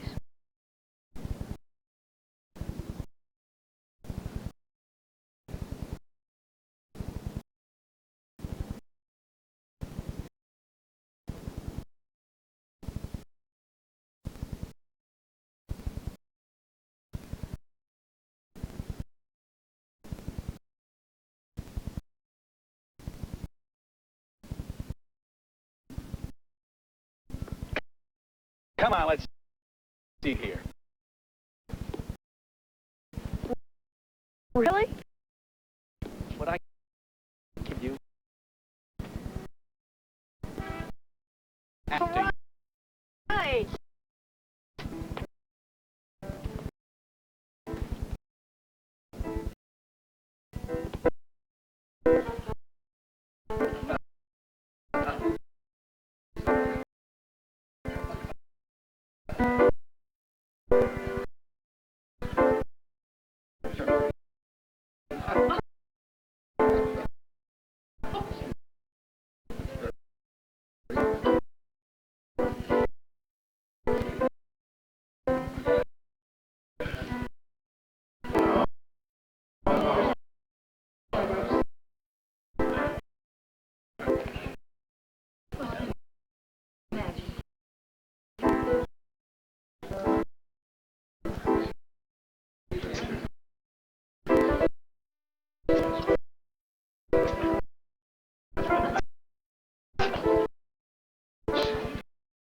No.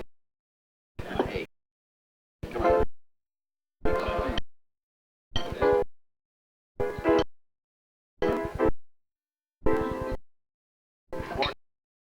Again. You turn it 5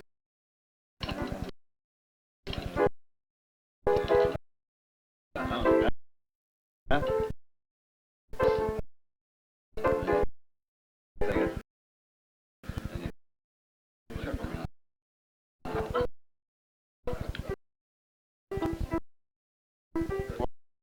Roll it.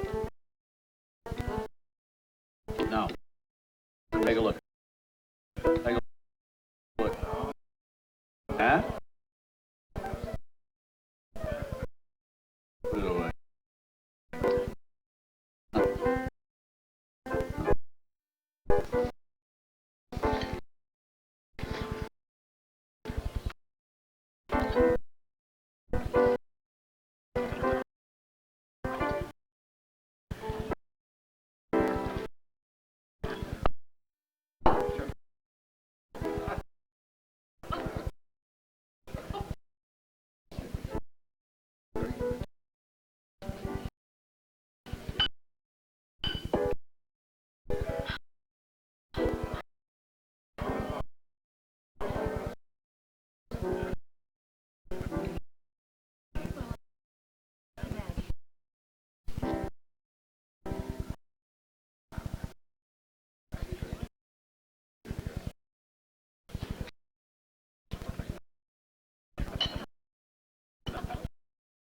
Dad,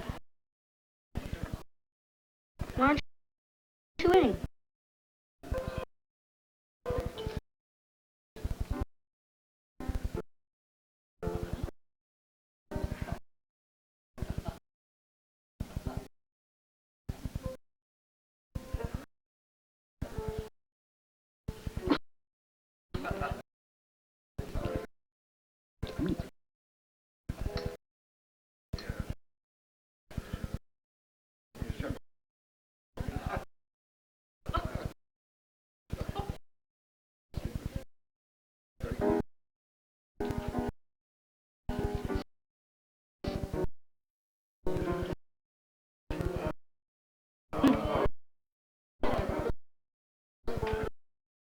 Oh.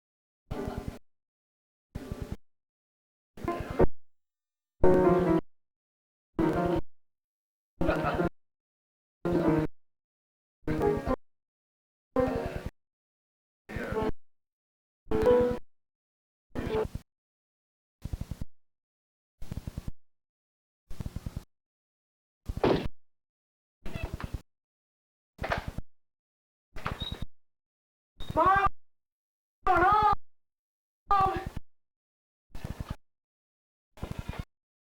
Where were you? We had spaghetti, Mom.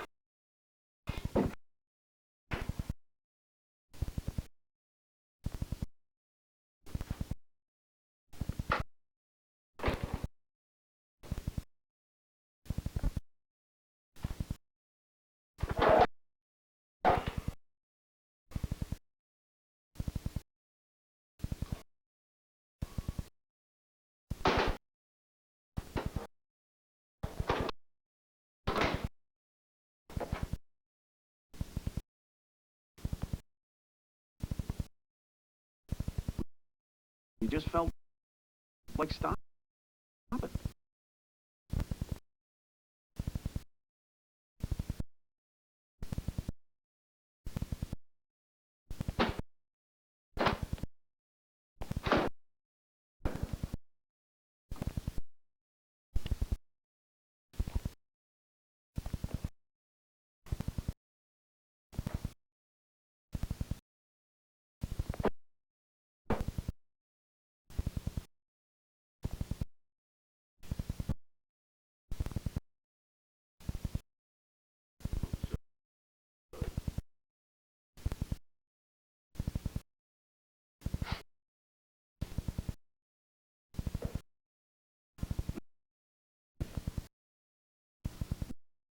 But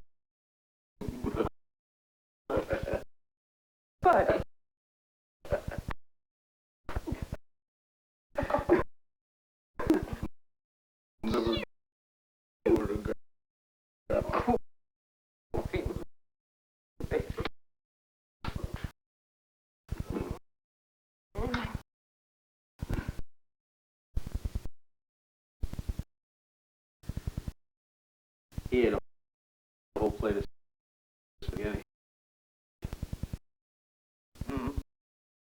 what did you have? Two pitches.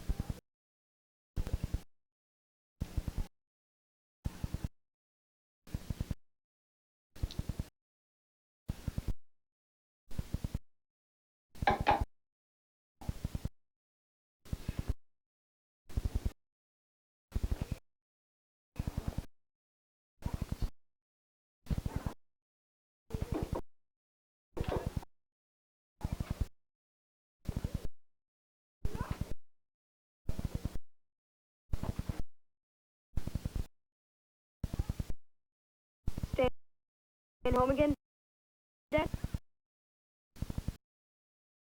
Yeah, your dad's not feeling too good today, Alex.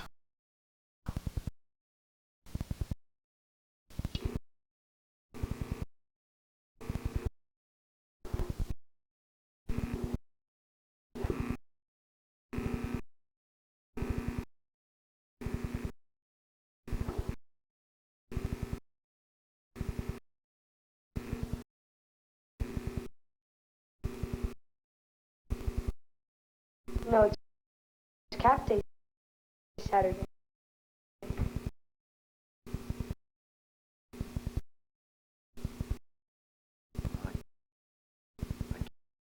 Can't go with.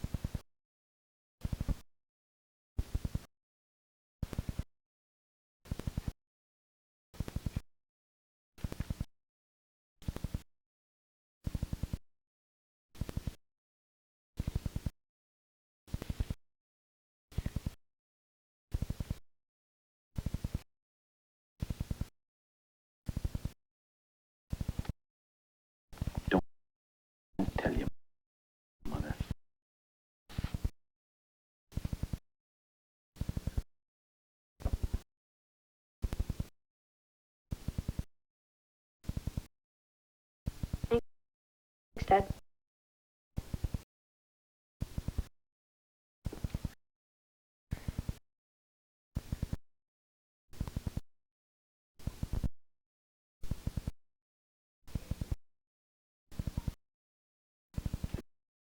Alex.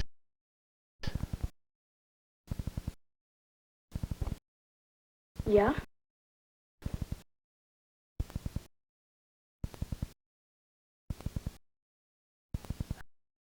Alex.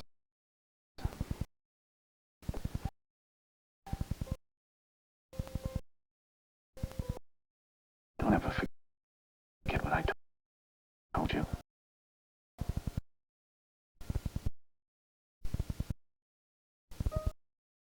If you believe in something,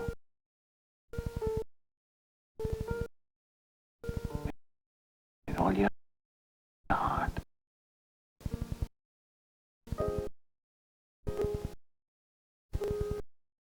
you can make it happen.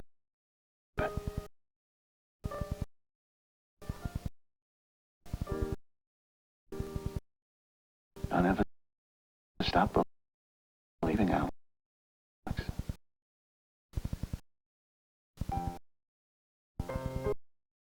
Ever.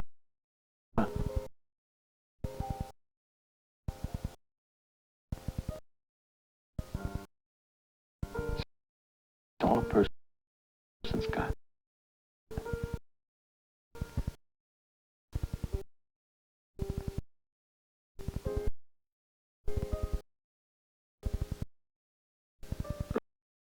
I wonder.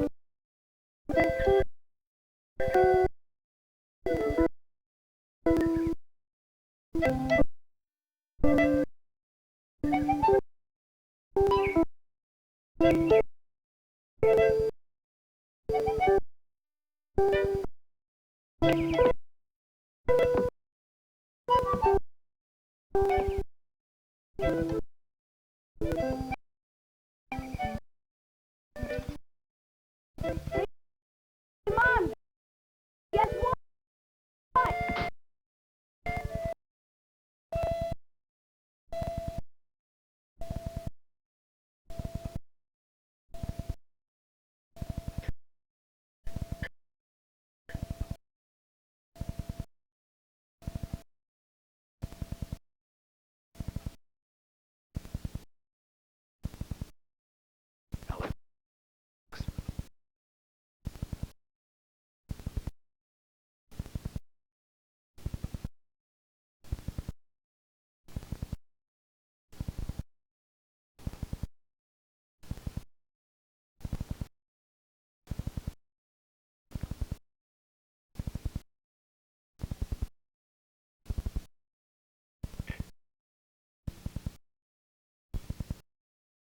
Alex, you're dead. You're dead, Stop.